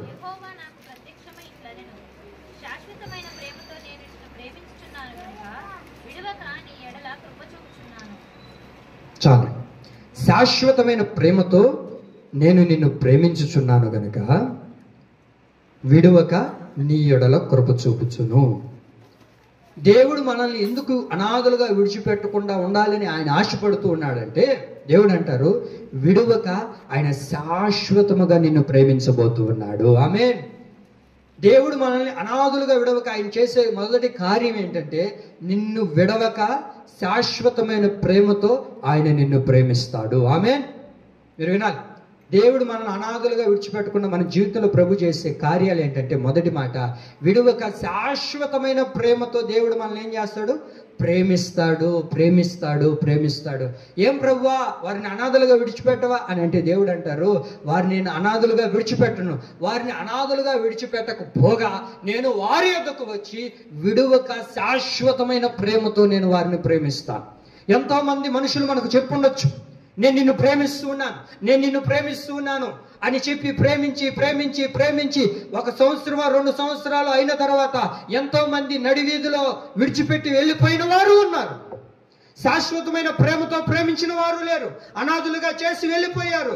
ఏమమ్మా ఎందుకు ఇలా ఉన్నావు అని అంటే, నా భర్త నన్ను ప్రేమించాడని చెప్పాడయ్యా, అందుకని పెళ్లి చేసుకున్నాను. పెళ్లి చేసుకున్న ఒక కొద్ది దినాలకి ఒక బిడ్డ కలిగిన తర్వాత ఆ ప్రేమ ఏమైపోయిందో తెలియదు, కానీ ఈ రోజు నన్ను అనాథగా విడిచిపెట్టి వెళ్ళిపోయాడు. అయితే దేవుడు అంటారు, నేను వారిని అనాథులుగా విడవక శాశ్వతమైన ప్రేమతో నేను వారిని ప్రేమిస్తాను. ఎవరండి ఈరోజు నీ మాట చెప్పేది? అనాథులుగా మనం విడిచిపెట్టకుండా, అది కూడా విడిచిపెట్టకుండా ఏం చేస్తాడంట? శాశ్వతమైన ప్రేమతో దేవుడు మనల్ని ప్రేమిస్తాడంట. ఈ రోజున ప్రేమ కరువు అయిపోయింది. కట్టుకున్న భర్తతో ప్రేమ లేదు, పుట్టిన బిడ్డలతో ప్రేమ లేదు. అదే నేను ఇందాక చెప్పానుగా, అందరూ ఉన్న ఈ రోజున ఎలా ఉన్నారంటే అనాథులుగానే బ్రతుకుతున్నారు. కారణం ఏంటంటే ప్రేమగా పలకరించే వాళ్ళు లేరు, ప్రేమగా మాట్లాడే వాళ్ళు లేరు, ప్రేమను చూపించేవారు లేరు. మీరు బైబిల్లో చూడగలిగితే దేవుడు విడువక శాశ్వతమైన ప్రేమతో ఆయన నిన్ను ప్రేమిస్తాడు. ఎందుకు ప్రేమిస్తున్నావు ప్రభు అని దేవుడిని అడిగితే దేవుడు ఒక మాట అంటారు. హోషేయ గ్రంథం 2వ అధ్యాయం 14వ మాట మీరు అక్కడ చదవగలిగితే, అక్కడ దానితో ప్రేమగా మాట్లాడేదను అంటాడు. ఆయన విడిచిపెట్టగా శాశ్వతమైన ప్రేమతో నిన్ను ఎందుకు ప్రేమిస్తూ ఉన్నాడు అని అంటే, దేవుడు నీతో ప్రేమగా మాట్లాడడానికి. ఆయన అనాదిగా విడిచిపెట్టే దేవుడు కాదు. ఎందుకు ప్రభు అనాదిగా విడిచిపెట్టట్లేదంటే, నేను వారిని శాశ్వతమైన ప్రేమతో వారిని ప్రేమిస్తూ ఉన్నాను. ప్రేమించడం మాత్రమే కాదు కానీ వారితో నేను ప్రేమగా మాట్లాడతాను. ఆమేన్. ప్రేమించామని చెప్పుకుంటారు. ఓ చిన్న గొడవ వచ్చింది అనుకోండి, నెలలు మాట్లాడుకో. ఏమి ప్రేమించావుగా, మాట్లాడొచ్చుగా. ఈ రోజున ప్రేమగా మాట్లాడే పరిస్థితులు లేవు. ఒకరితో ఒకరు మాట్లాడుకునే పరిస్థితులు కూడా దూరం అయిపోయినాయి. ఎంతసేపు ఏంటి ఫోన్లోనే. చూడండి, ఒక ఇంట్లో నలుగురు ఉన్నారనుకోండి, భార్యతో మాట్లాడినా వాట్సాప్లో మెసేజ్ చేస్తారు. అమ్మాయి వేడి నీళ్ళు పెట్టుకో, నాకు ఆకలేస్తుంది, అన్నవి ఏది అంతా వాట్సాప్లోనే. అక్క అంటది అయ్యా నేను నిన్ను ప్రేమించాను కదా, నువ్వు నన్ను ప్రేమించావు కదా, ఎప్పుడు నిన్ను అనాథగా విడిచిపెట్టనన్నావే, ఒక్క రోజన్నా దగ్గరికి తీసుకొని ప్రేమగా నాతో మాట్లాడచ్చు కదయ్యా. పిల్లలు నాతో ప్రేమగా మాట్లాడట్లేదు, నా వాళ్ళు నాతో ప్రేమగా మాట్లాడట్లేదు, కట్టుకున్న భర్తవు కదయ్యా, నువ్వు ఏ రోజు ప్రేమగా మాట్లాడతావని నేను ఎదురు చూస్తూ ఉన్నాను అనేవాళ్ళు కూడా ఉన్నారండి. అయితే యేసయ్య అంటారు, మనుషులు నీతో ప్రేమగా మాట్లాడకపోవచ్చు కానీ నేను ప్రకటిస్తున్న నజరేయుడైన యేసు నీతో ప్రేమగా మాట్లాడతాడు. ఆమేన్. దేవుడు మనతో ప్రేమగా మాట్లాడతారు. ఎందుకయ్యా అంటే ఆయన శాశ్వతమైన ప్రేమతో నిన్ను ప్రేమిస్తూ ఉన్నాడు. శాశ్వతమైన ప్రేమ, ఎప్పుడు నిలిచి ఉండే ప్రేమ, చిరకాలం ఉండే ప్రేమ. ఆ ప్రేమతో దేవుడు నిన్ను ప్రేమిస్తూ ఉన్నాడు. కారణం ఏంటి అనంటే, నీతో ప్రేమగా మాట్లాడడానికి. నీతో ప్రేమగా మాట్లాడే వాళ్ళు లేరు, ప్రేమగా పలకరించే వాళ్ళు లేరు. పుట్టిన కుమారుడు ఏమైనా ప్రేమగా మాట్లాడతాడంటే వాడు కూడా ప్రేమగా మాట్లాడేది లేదు. బిడ్డలో ప్రేమగా మాట్లాడలేకపోతున్నారు. కానీ యేసయ్య అంటారు, నేను మిమ్మల్ని శాశ్వతమైన ప్రేమతో ప్రేమిస్తున్నాను గనక నేను మీ యొద్దకు వచ్చి ప్రేమగా మాట్లాడతాను. ఎవరైనా ప్రేమగా మాట్లాడుతున్నారా? ప్రేమగా ఒకవేళ మాట్లాడుతున్నాడు అని అంటే కారణం ఏంటో తెలుసో అమ్మ తల్లి, ఈరోజు 1వ తేదీ అని అర్థం. మీకు అర్థమైందా? ప్రేమగా ఒక వ్యక్తి మాట్లాడాడు అని అంటే ఆ రోజు 1వ తేదీ అయినా ఉండాలి, నీ పింఛనైనా పడి ఉండాలా. ఏమ్మా, నీకు పింఛనైనా వచ్చి ఉండాలా, 1వ తేదీ అయినా ఉండాలా. అప్పుడైతేనే ప్రేమగా మాట్లాడతారు. అది అయిపోయింది అనుకో, నీతో పలకరించేవాడు కూడా ఉండడు. అవునా కదా? చాలా ప్రేమగా, ఏమయ్యా ఈరోజు ప్రేమగా మాట్లాడలేదు, నిన్ను చూస్తేనే చిరాకు పడుతుంది. ఏమయ్యా అప్పుడు నువ్వు లేకపోతే నేను బతకలేనన్నావే, నీ మాట తీయనన్నావే, అప్పుడు అన్నానులే, అప్పుడు ఎంత నాజుగ్గా ఉన్నావు, ఇప్పుడు దున్నపోతలాగా పెరిగినావు. ఒళ్ళు చూస్తే ఏమన్నా చూడాలనిపిస్తుందా నిన్ను? నీతో ప్రేమగా మాట్లాడతారా ఇంకా? అయ్యా నేనేం చేస్తుందయ్యా, బిడ్డను కలిగితే బిడ్డను కంటే ఇంతేను కదయ్యా, ఒళ్ళు ఒక్కొక్కరు పెరిగిపోతుంది, ఒక్కొక్కరు తగ్గిపోతుందయ్యా, నేనేం చేస్తుందయ్యా, నీకోసమే కదా బిడ్డలు కొన్నాను, మన కోసమే కదా బిడ్డలు. అవన్నీ నాకు తెలియదు. నువ్వు అప్పుడు ఎట్టున్నావో పెళ్లి చేసుకునేటప్పుడు, ఇప్పుడు అట్ట అవ్వాలంటే ఏడవుతుందా అని, అది కుదిరే పనేనాక? అప్పుడు ఎంత ఉండేది నువ్వు కండ పెట్టుకొని, ఇప్పుడు చూడ శేఖర బుల్ల లాగుండవు. నేను చూస్తే చిరాకు పడుతుంది. నాకాడ ఉండబాక, నువ్వు అటు దూరంగా ఉండు.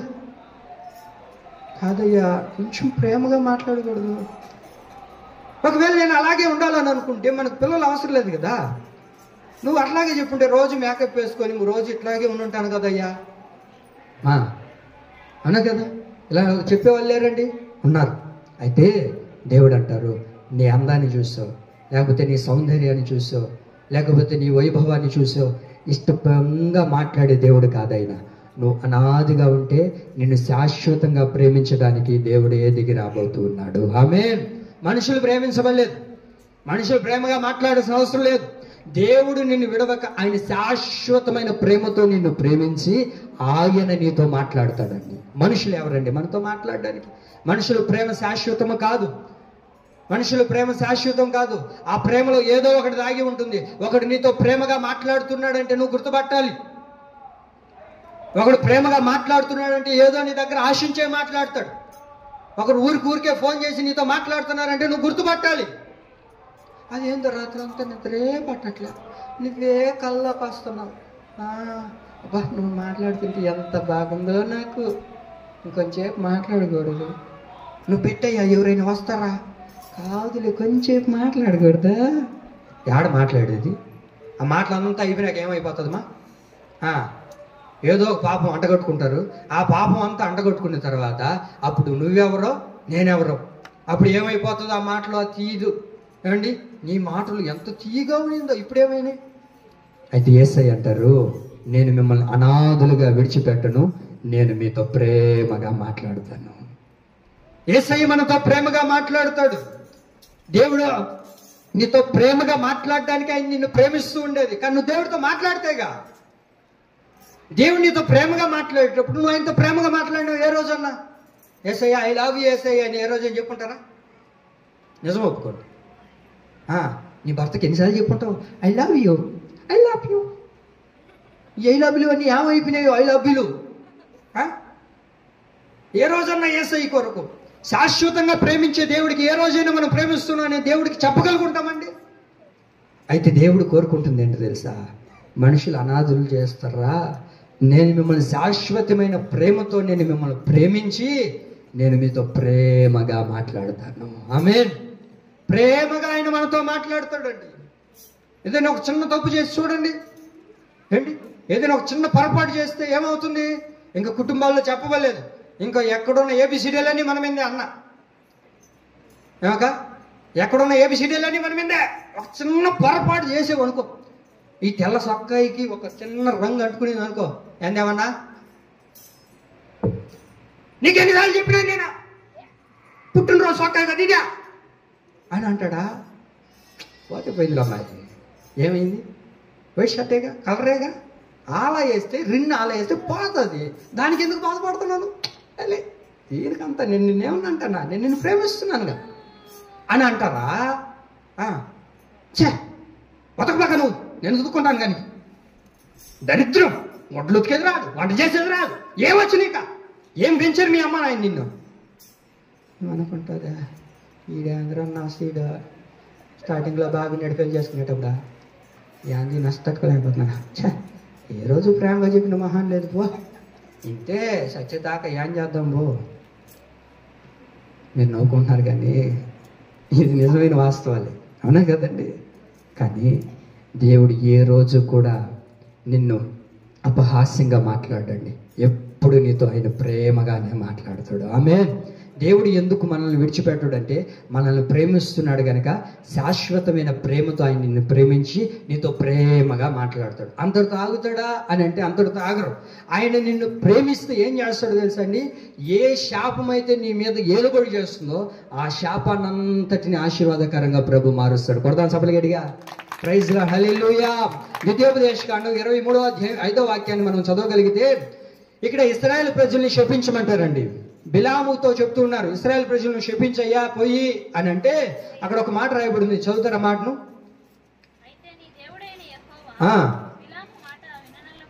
విననొల్లకుండెను, యెహోవా దేవుడు నిన్ను ప్రేమించును గనుక నీ దేవుడు నిన్ను నీ నిమిత్తము ఆ శాపమును ఆశీర్వాదకరంగా నా ప్రభు మారుస్తాడు. ఆమేన్. కొంతమంది కుటుంబాల్లో ఎక్కడ చూసినా శాపం, ఎన్నో కుటుంబాల్లో శాపాలు ఏలుబడి చేస్తూ ఉన్నాయి. దేవుడు నిన్ను ప్రేమిస్తుంది ఎందుకో తెలుసా? విడువక అనాథులుగా ఆయన నిన్ను ప్రేమిస్తున్నది ఎందుకయ్యా అంటే నిన్ను అనాథులుగా చేయకుండా శాశ్వతమైన ప్రేమతో నిన్ను ప్రేమించి ఏ శాపమైతే నీ జీవితంలో ఏలుబడి చేస్తుందో, ఏ శాపముతో అయితే నువ్వు కొట్టుమిట్టలాడుతూ ఉన్నావో, ఏ శాపమైన జీవితంతో నన్ను నడిపించబడుతున్నావో ఆ శాపాన్నంతటిని ప్రభు ఆశీర్వాదకరంగా చేయబోతూ ఉన్నాడు. కొంతమంది చూడండి, అయ్యా నా జీవితంలో శాపం, నా బిడ్డల మీద శాపం, ఈ శాపంతోనే నేను బ్రతుకుతున్నాను, ఈ శాపం నుంచి ఎప్పుడు విడుదల కలుగుతుంది అని ఎక్కడెక్కడో తిరుగుతుంటారు. కానీ యేసయ్య నిన్ను ప్రేమిస్తే, ఆయన ప్రేమ దగ్గరకు నువ్వు రాగలిగితే ఏ శాపం అయితే నీ మీదకు వస్తుందో ఆ శాపాలన్నిటినీ ప్రభు ఏం చేస్తాడో తెలుసండి? ఆశీర్వాదకరంగా నా ప్రభు మారుస్తాడు. శాపకరమైన జీవితంతో నలిగిపోతూ, తరతరాలుగా వెంటాడుతున్న శాపంతో నలిగిపోతూ, ఈ శాపకరమైన జీవితంతో నుంచి విడిపించబడలేక నలిగిపోతూ, బాధపడుతూ, వేసారిపోతూ, కుమిలిపోతూ ఉన్నావేమో, దేవుడే దిగి వచ్చి ఆ శాపాన్ని తొలగించి నా ప్రభు నిన్ను ఆశీర్వాదకరంగా చేస్తాడు. అలా దేవుడు ఆశీర్వాదకరంగా ఎందుకు చేస్తాడో తెలుసండి? ఆయన నిన్ను ప్రేమిస్తూ ఉన్నాడు కనుక. ఆయన విడువక శాశ్వతమైన ప్రేమతో నిన్ను ప్రేమించి నీ జీవితంలో ఉన్న ప్రతి శాపాన్ని, నీ కుటుంబంలో ఉన్న ప్రతి శాపాన్ని, నీ మీద ఏలుబడి చేస్తున్న శాపాన్ని, నీ గ్రామం మీద ఏలుబడి చేస్తున్న శాపాన్ని ప్రతిదీ తొలగించి నా ప్రభు నిన్ను ఆశీర్వాదకరంగా మారుస్తాడు. ఎందుకు ప్రభువా అని అంటే దేవుడు అంటారు, ఏంటో తెలుసా? నేను నిన్ను ప్రేమిస్తున్నాను గనక. చెప్పండి, ఆ శాపాలంతటినీ కూడా ఆశీర్వాదకరంగా మార్చేస్తాను. కొంతమంది చూడండి శాపాలు పెడుతుంటారు. ఎప్పుడైనా గొడవలు పడేటప్పుడు చూడండి, ఎన్ని శాపాలు, మట్టెత్తి దుమ్మెత్తి అత్తే పోయేస్తుంటారు కదా. ఎంతమంది నీ మీద దుమ్మెత్తి పోసినా, ఏమగా ఎంతమంది దుమ్మెత్తి పోసినా, దుమ్ము కాదు ఏమన్నా పోసుకొని మీరేం చేయాలి తెలుసా? ఇంకా తిట్టుకో, నీ నోరు నీ ఇష్టం తిట్టుకో. నువ్వు ఎంత తిడతావో అంతగా నా దేవుడు నన్ను ఆశీర్వదిస్తాడు. ఆమేన్. బిలాం ఎందుకు పోయాడు? దేవుడు ప్రేమించిన ప్రజల్ని శపించడానికి పోయాడు. శపించేది ఎవరండి? గొడవలు వేసుకునే వాళ్ళే కదా శపిస్తారు. గొడవలు వేసుకునే వాళ్ళు శపిస్తారా లేదా? మీ ఊర్లో శపిస్తారా? మా ఊర్లో శపిస్తారులే. మీ ఊరోళ్ళు మంచివాళ్ళండి, అయ్యగారి పిల్లలు. మా వెంకటగిరి వాళ్ళు మా ఊళ్ళో కాదు. ఒక్క మాట నువ్వు అంటే బా పో, దుమ్మెత్తిపోతావు, నీ కుటుంబం నాశనం అయిపోను, నీ కాళ్ళు ఇరిగిపోను, నీ కళ్ళు పోను, పడిపోతుంటే దమ్మక్కను పడిపోను. ఇవన్నీ అంటారా? మా ఊర్లో అంటారు, అదే చెప్పేది. అయితే నువ్వేం చేయాలి తెలుసా? ఒక క్రైస్తవుడిగా అంటావా? ఎన్నైనా అనుకో, నువ్వెంత అంటావో అంతగా నా దేవుడు నన్ను ఆశీర్వదించడం ప్రారంభిస్తాడు. ఆమేన్. మనుషుల నోటి నుంచి వచ్చే శాపం నీ మీద ఏలుబడి చేయదండి. మనం అనుకుంటాం, ఒకవేళ పొరపాటున రాత్రి గొడవ అయ్యి ఆమె ఏదో చెప్పించిందని నువ్వు పొరపాటున ఉదయాన్నే నడుచుకుంటా పోతే రాయి తగిలింది అనుకో, అద్దనమ్యా రాత్రి చెప్పించిందా ఏమి నోట్లో మట్టి వట్ట, రాత్రిగా వద్దని చెప్పింది దేవుడా, మళ్ళీ ఎందుకు చెప్పిస్తున్నావు?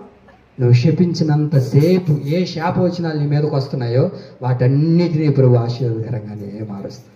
ఒకవేళ ఒంటరిగా శపించేటప్పుడు నీ బిడ్డలు నాశనం అయిపోనని అన్నారు అనుకోండి, దేవుడు ఏం చేస్తాడు తెలుసా? నీ బిడ్డలను ఆశీర్వాదకరంగా మారుస్తాడు. నీ కుటుంబం పాడైపోయిను గాక అని అన్నారు అనుకోండి, దేవుడు ఏం చేస్తాడు తెలుసా? నీ కుటుంబాన్ని అంతకంతకు ఆశీర్వదించడం ప్రారంభిస్తాడు. అలా వాళ్ళు అన్నారుగా అని చెప్పి 100 రివర్సల్లో అడినావు అనుకో, ఇంకేం ఉండదు అక్కడ. మీకు అర్థమైందండి? కనుక దేవుడిని నిన్ను ప్రేమిస్తుంది ఎందుకో తెలుసా? ఎవరైతే నిన్ను శపిస్తూ ఉన్నారో, నీ వెంట తిరుగుతున్నారో, నిన్ను శపిస్తూ తిరుగుతూ ఉన్నారో, వారందరి శాపనాలు నీకు ఆశీర్వాదకరంగా నా ప్రభు మారుస్తాడు. మన తల్లిదండ్రులే మనల్ని శపించే వాళ్ళు ఉన్నారండి. మన ఇరుగు పొరుగు వారే మనల్ని శపించే వాళ్ళు ఉన్నారు. మనం బాగుపడితే చూసే వాళ్ళు ఎవరు లేరు. అందుకే దేవుడు అంటున్నారు, నేను మిమ్మల్ని శాశ్వతమైన ప్రేమతో ప్రేమిస్తూ ఉన్నాను, ప్రతి శాపాన్ని కూడా నేను ఆశీర్వాదకరంగా మారుస్తాను. మనుషులు ప్రేమించకూడదండి మనల్ని. మనుషులను ప్రేమిస్తే దేవుడు ప్రేమించడు. మనుషులు నిన్ను ప్రేమించారు అనుకోండి, దేవుడు మనల్ని ప్రేమించడు. ఈ మాట గుర్తుపెట్టుకోండి.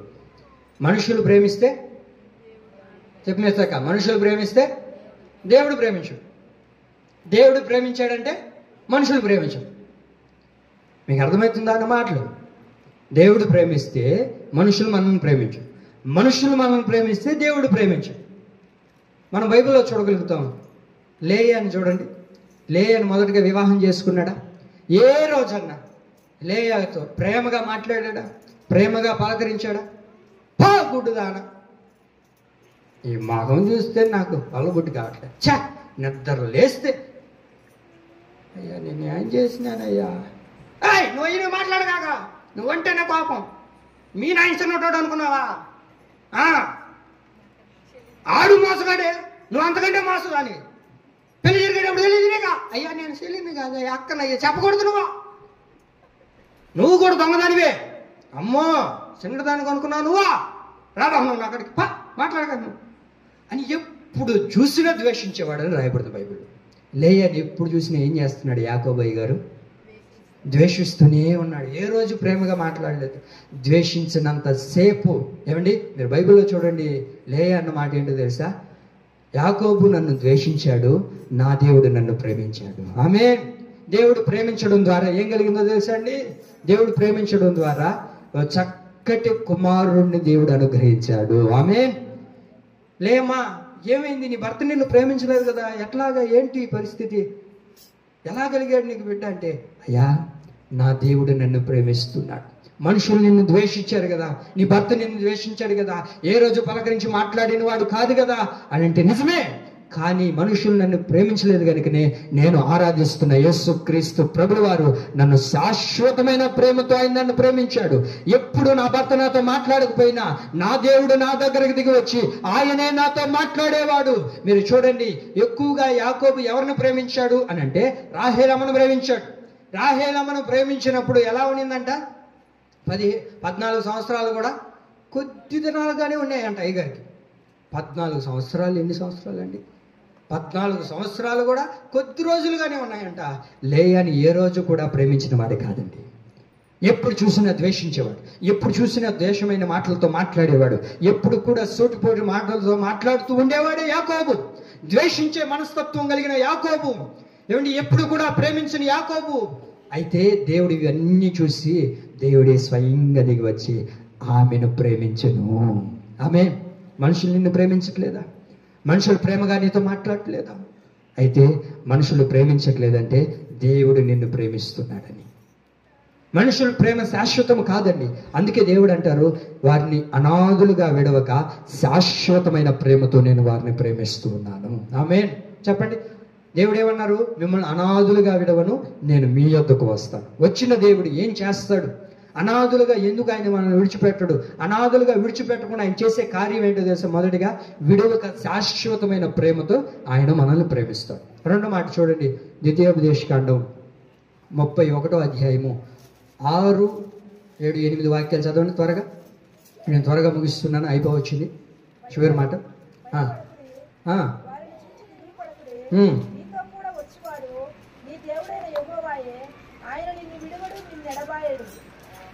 చదవండి అక్క, 8వ వాక్యం కూడా.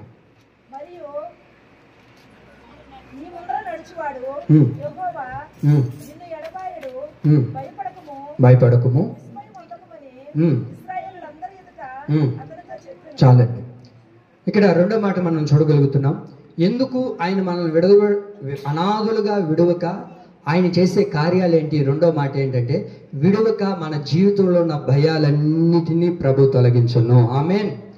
ఎందుకు మనల్ని అనాథులుగా విడిచిపెట్టాడంటే, రెండో మాట ఏంటంటే, విడవక మనలో ఉన్న భయాలన్నిటినీ కూడా దేవుడు తొలగిస్తాడు. ఇంకా కొద్ది రోజుల్లో మోషే చనిపోబోతూ ఉన్నారు. ఇంక మరణించబోతూ ఉన్నారు. అలాంటి పరిస్థితుల్లో ఇంకెవరు నిలబెట్టాలి, ఏం చేయాలి, ఈ ప్రజలంతా ఎలా తీసుకొని పోతారు, ఎవరు ఏంటి అని అంటూ ఉన్నప్పుడు దేవుడు మోషేని దర్శించి, మోషే ఇదిగో నేను ఒకరిని చూశాను, నీ తర్వాత అతన్ని నిలబెట్టు, అతనే ఈ జన సమూహాన్ని నడిపిస్తాడు అని చెప్పి ఆ యెహోషువతో మాట్లాడుతూ ఉన్నారు. యెహోషువతో ఇలా మాట్లాడు, ఏమన్నా తెలుసా? నీకు ఆయన తోడుగా ఉంటాడు, నీ ముందర ఆయన నీకు తోడుగా ఉంటాడు, నీతో ఉంటాడు, నీ ముందర ఉంటాడు, నిన్ను ఆయన ఎన్నడూ విడవక నీలో ఉన్న ప్రతి భయాలన్నిటినీ తొలగిస్తాడు. అయ్యా, ఇంత జనసమూహాన్ని నేను ఎలా తీసుకోపోగలుగుతాను? నాకు చాలా భయం అయ్యా, నేను చేయలేని కార్యాన్ని, నా వల్ల కాదు, నేను ఈ కుటుంబ వ్యవస్థను నడిపించుకోలేను, నా వల్ల కాదు అని అనుకునే వాళ్ళు కూడా ఉన్నారు. అయితే యెహోషువతో దేవుడు అంటారు, నీతో ఉంటాను, నీ ముందర ఉంటాను, నీతో కంచి వేసి నేను నిన్ను నడిపిస్తాను. ఎందుకో తెలుసా? నీ హృదయంలో ఉన్న భయాలన్నిటినీ తొలగించడానికి. ఆమేన్. కాదయ్యా, ఇప్పటి వరకు మమ్మల్ని ఆయన నడిపించాడు మోషే గారు, ఆ పెద్ద ఆయన నడిపించినంత వరకు మాకేం ఇబ్బంది లేదు. కానీ ఇప్పుడు ఏకాకిగా నిలబడిపోతే, ఇప్పుడు మోషేనే మమ్మల్ని అనాథులుగా చేసి వెళ్ళిపోతే ఇక్కడి నుంచి ఎవరు తీసుకొని వెళ్తారు, మమ్మల్ని ఎవరు నడిపిస్తారు అని అంటే దేవుడు ప్రత్యక్షమై అంటారు, యెహోషువ, నేను నిన్ను విడవను, నిన్ను ఎడబాయను, నీలో ఉన్న ప్రతి భయాలన్నిటినీ తొలగించి నేను నీతో వస్తాను. ఆమేన్. ఆయన ఏ రోజు కూడా యెహోషువని అనాథగా విడవలేదండి. బైబిల్లో మీరు చూడండి, నేను చాలాసార్లు చెప్పిన మాట, మోషే కన్నా ఎక్కువగా గొప్ప కార్యాలు చూసిన వ్యక్తి ఎవరు? యుద్ధం లేకుండా చూసిన కార్యాలు ఏంటి అంటే యెహోషువ జీవితంలో అద్భుతమైన కార్యాలు. ఏ రోజు కూడా యుద్ధం చేసిన వాడుగా ఆశ్చర్యమైన కార్యాలను తను చూడగలిగాడు. కారణం ఏంటంటే ఏ రోజు కూడా దేవుడు అనాదిగా విడవలేదు యెహోషువని. ఏ రోజు కూడా విడిచిపెట్టి వెళ్ళిపోలేదు దేవుడు. కనుకనే దేవుడు ఎప్పుడు అతనికి తోడుగా ఉండి అతని హృదయంలో ఉన్న భయాలన్నిటినీ తొలగించాడు. ఆమేన్. కనుక ఏని బట్టి నువ్వు భయపడుతున్నావో నాకు తెలియదు. నీ పరిస్థితిని చూసి, నీ కుటుంబాన్ని చూసి, లేకపోతే నీ కుటుంబంలో జరుగుతున్న పరిస్థితులను చూసి, కొన్ని తారుమారులన్నిటిని చూసి కూడా భయపడిపోతున్నాం. నాకు పోతే నా భర్తకి, నా భర్తకు పోతే నా పిల్లలకి, ఇలా ఏది ఒకటి పోతే ఒకటి ఏమైపోతుందో తెలియని పరిస్థితి అయిపోతుంది జీవితం. అందరూ విడిచిపెట్టారే, అనాదిగా మిగిలిపోయామే, ఈ భయంతో ఎన్నాళ్ళు బ్రతకాలి అని అంటే దేవుడు అంటారు, నువ్వు భయపడవద్దు, నేను విడువక నీ భయాలన్నిటినీ తొలగిస్తాను. ఆమేన్. నువ్వు భయపడద్దు. నీ జీవితంలో ఉన్న ప్రతి భయాన్ని నేను తొలగిస్తాను. ఆ భయములన్నిటిలో నుంచి నువ్వు విడుదల పొందడానికే నేను నీకు తోడుగా ఉంటాను. దేవుడు అంటున్నాడు కదా, మిమ్మల్ని అనాథులుగా విడవక నేను మీ వద్దకు వస్తాను అన్న దేవుడు చెప్తున్నాడు. మిమ్మల్ని అనాథులుగా విడవక మీలో ఉన్న భయాలన్నిటినీ నేను తొలగిస్తాను. ఎందుకు నువ్వు భయపడుతున్నావు? ఎందుకు కలవరపడుతున్నావు? ఎందుకు దిగులు చెందుతున్నావు? నువ్వు భయపడద్దు, విస్మయం పొందొద్దు, నేను నీతో కూడా ఉంటాను అని చెప్పిన దేవుడు మనతో నిశ్చయముగా ఆయన అనాథులుగా విడవక మన తోడుగా ఉండునుగాక. ఒక శతాధిపతి వెళ్ళాడండి.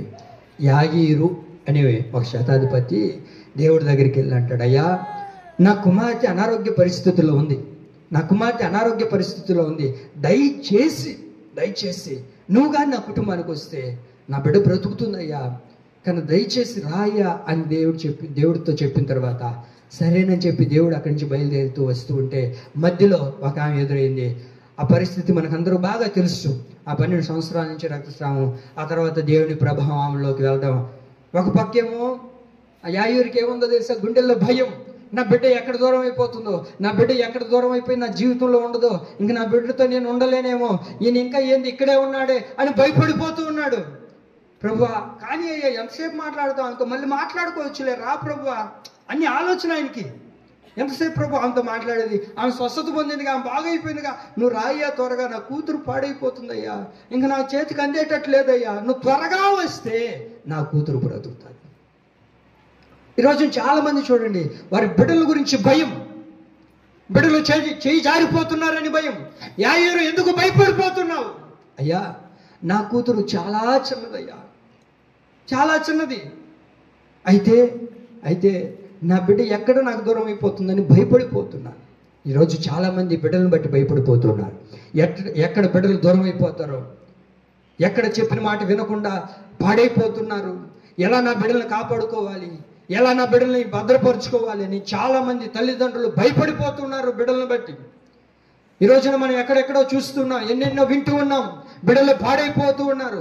బిడ్డలు చూడకూడని వాటిని చూస్తూ, అనకూడని మాటలు అంటూ, చేయకూడని పనులు చేస్తూ, అనేకమైన చెడు వ్యవహారాల్లో పాడైపోయి తల్లిదండ్రులు ఎంతో మంది బిడ్డలను బట్టి భయపడిపోతూ ఉన్నారు. యాయూరు ఇందును బట్టే భయపడిపోతున్నారు. ఎందుకు భయపడుతున్నావు యాయూరు? అయ్యా నా కుమార్తె మరి కొద్ది సేపట్లో చచ్చిపోయేటట్టుంది, నువ్వు వస్తే నా బిడ్డ బ్రతుకుతుంది, నువ్వు వస్తే నా బిడ్డ బ్రతుకుతుంది, కనుక మమ్మల్ని అనాథులుగా విడవద్దయ్యా, నువ్వు రా ప్రభువా త్వరగా అని అంటే దేవుడు అంటారు యాయూరుతో, ఆ మాట మీరు చదవండి, మార్కు సువార్త 5:36. త్వరగా నేను ముగిచ్చేస్తున్నాను.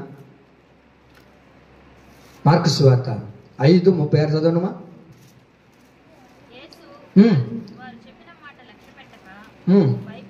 భయపడకుము, నమ్మిక మాత్రం ఉంచుము. అయ్యా నువ్వు భయపడొద్దు. నీ ప్రజలు చెప్తున్నారేమో, నీ దగ్గరకు వచ్చిన పనివారు చెప్తున్నారు, యాయూరు ఏమండి అయ్యా ఎందుకయ్యా యేసు ప్రభుని ఎందుకు పదే పదే పిలుస్తున్నావు? ఆయన ఇబ్బంది పెట్టదు, ఇంకా ఇంతవరకు ఇబ్బంది పెట్టింది చాలు, ఇంతవరకు ప్రార్థన చేసింది చాలు, ఇన్ని సంవత్సరాలు మొరపెట్టింది చాలు, ఇన్ని దినాలు ఉపవాసం ఉండి నీ బిడ్డల కొరకు చేసి చేసి చేసి చేసి ఇంకా మారుతారులే, ఇంకా దీవించబడతారులే, ఇంకా మారు మనసు పొంది వస్తారులే దేవుడి దగ్గర కనుక అనుకొని ప్రార్థన చేసి చేసి చాలు. నీ బిడ్డ చచ్చిపోయిందయ్యా, ఇంకెందుకురా, ఇంక ముందున్న కార్యక్రమాలన్నిటి మొదలు పెడదాం, ఆ శాపాన్ని ఎత్తు పాడేద్దాం రా అని అంటే దేవుడు వారి మాటలు లక్ష్య పెట్టక ఆయనతో అంటాడు ఆ శతాధిపతితో, అయ్యా నువ్వు భయపడొద్దు. ఇప్పటి వరకు ఏ నమ్మకంతో నువ్వు వచ్చావో, ఏ నమ్మకంతో నువ్వు అడిగి పెట్టావో, ఏ నమ్మకంతో నా దగ్గరకు నువ్వు వచ్చావో, నేను నిన్ను విడిచిపెట్టక నీ భయాలన్నిటినీ తొలగిస్తానని దేవుడు చెప్పాడండి. నువ్వు నమ్మిక మాత్రం ఉంచు, నీ బిడ్డలు బట్టి నువ్వు నమ్మకం ఉంచు, నేను వారిని ఆశీర్వదిస్తాను. నీ బిడ్డలు బట్టి నువ్వు నమ్మకం ఉంచు. నేను వారిని అనాథులుగా విడవను, వారిని గాలి కొదిలేను. నువ్వు బాధపడొద్దు. నువ్వు ఇన్ని దినాలు ప్రార్థన చేసావు అయితే పా అని చెప్పి దేవుడు అక్కడికి వెళ్ళిన తర్వాత ఆ కుమార్తెను ముట్టి స్వస్థపరిచి ఆయన చేతిలో పెట్టినట్లుగా మనం అక్కడ చూడగలుగుతున్నాం కదా. మరి నీ బిడ్డల పరిస్థితి ఏంటి? ఇది నాన్న, నీ బిడ్డలు బట్టి ఎందుకు భయపడిపోతున్నావో నాకు తెలియదు. ఏ పరిస్థితుల్లో నీ బిడ్డలు కొనసాగించబడుతున్నారు, ఏ వ్యవహారాల్లో నీ బిడ్డలు ఉన్నారు, ఎలాంటి పరిస్థితుల్లో నీ బిడ్డలు ఉన్నారని నువ్వు భయపడిపోతూ ఇంకా నా బిడ్డలు ఎప్పుడు ఆశీర్వదించబడేది, ఇంకా నా బిడ్డలు ఇంకెప్పుడు దీవించబడేది, నా బిడ్డలు ఇంకెప్పుడు మారు మనసు పొందేది, ఇంకెప్పుడు నా బిడ్డలు ప్రార్థన చేసుకునేది, ఇంకెప్పుడు నా బిడ్డలు వాక్యం వినేది, ఇంకెప్పుడు నా బిడ్డలు నా మాట వినేది, ఇంకెప్పుడు నా బిడ్డలు నా మాటకు లోపడేది అని ఒకవేళ నువ్వు బాధపడుతూ భయం చెందుతూ దిగులు చెందుతూ వ్యాసారని పోతూ ఇక్కడికి వచ్చి ఉన్నావేమో, ఈ రాత్రి నా ప్రభు అంటారు, నువ్వు నీ బిడ్డలను బట్టి భయపడదు, నమ్మిక మాత్రం ఉంచు, నేను నిన్ను అనాథులుగా విడవక నేను నిన్ను కాపాడుతాను. ఆమేన్. భయపడొద్దు. నీ బిడ్డల పట్ల నేను కృప చూపుతాను, నీ బిడ్డలు నేను మారుస్తాను. ఎందుకు ప్రభు అంటే ఆయన మనల్ని అనాథులుగా విడిచిపెట్టక మనలో ఉన్న భయాలన్నిటినీ తొలగిస్తాడు. ఆమేన్. కాబట్టి మనం ఏం చేస్తామంటే మనుషుల యొక్క ముఖాలను చూసి భయపడిపోతూ ఉంటాం. మనుషుల ముఖాలను చూసి మనం ఏం చేస్తాం తెలుసా అండి? భయపడిపోతూ ఉంటాం. మీరు ఈ మాట రాసుకోండి, ద్వితీయోపదేశకాండం 1వ అధ్యాయం 7వ వాక్యంలో ఉంటుంది మాట. కాబట్టి మీరు మనుషుని ముఖం చూసి భయపడొద్దు. మనుషుల ముఖాలు చూసి ఇన్ని రోజులు భయపడ్డావేమో అంటే కొంతమంది చూడండి, ఇంట్లో భర్త అంటే గడగడ వణికిపోతారు. అసలు ఎంత సైలెంట్ అయిపోతారంటే ఇంకా అన్నగాని వస్తే అమ్మో ఇంకా చిన్న సౌండ్ కూడా ఉన్నది అక్కడ, వెళ్ళిపోతారు. పిల్లలు అయితే గడగడ వణికిపోయి బెడ్రూమ్లో ఉంటారు. అంటే ఎంత భయమో. అయితే మనిషిని చూసి వారి ముఖాలను చూసి నువ్వు భయపడద్దు, వారి ముఖములను చూసి భయపడద్దు. కొంతమంది చూడండి, ఊరికి వెళ్ళేటప్పుడు ఎవరైనా ఎదురొచ్చారంటే కాక వాళ్ళ ముఖాలు చూసేవా, చా ఇప్పుడే రావాలా ప్రయాణం అయ్యేటప్పుడు, మన ఇంట్లోకి పోయేసి వద్దాం బా అని చెప్పేసి ఇంట్లోకి పోయేసి వస్తాం. నిద్ర లేవగానే అటు బయటకు వచ్చినారు అనుకో, కళ్ళు తుడుచుకుంటా, ఎవరైనా కనబడ్డారే అంటావు, బా వీళ్ళు మొఖాలు చూసినావా, ఈరోజు అయిపోయింది బో మన చరిత్ర. అందుకే దేవుడు అంటారు, నువ్వు మనుషుల మొఖాలు చూసి భయపడద్దు. మనుషుల మొఖాలను చూస్తే నీకేమి రాదు, వాళ్ళ మొఖాలు చూసి నువ్వు భయపడద్దు. నీలో ఉన్న భయాలన్నిటినీ నేను తొలగించి నేను నిన్ను అనాథులుగా విడవను. ఆమేన్. ఎందుకు మనల్ని అనాథులుగా ఆయన విడవడు అని అంటే మనం ఇక్కడ చదువుకుంటున్నాం, ఆయన మనల్ని అనాథులుగా విడవక శాశ్వతమైన ప్రేమతో ఆయన మనల్ని ప్రేమిస్తాడు. ఆయన మనల్ని అనాథులుగా విడవక మనలో ఉన్న భయాలన్నిటినీ కూడా ప్రభు తొలగిస్తాడు. ఆయన మనల్ని అనాథులుగా విడవక నీతో చెప్పినది నెరవేర్చే వరకు ఆయన నిన్ను విడిచిపెట్టడు. ఇది చివరి మాట, నేను ముగిచేస్తున్నాను. చివరి మాట ఆదికాండం 28వ అధ్యాయము 15వ వాక్యం చదువుకొని మనం ముగించుకుందామా? చదవండి ఒకసారి గారు త్వరగా.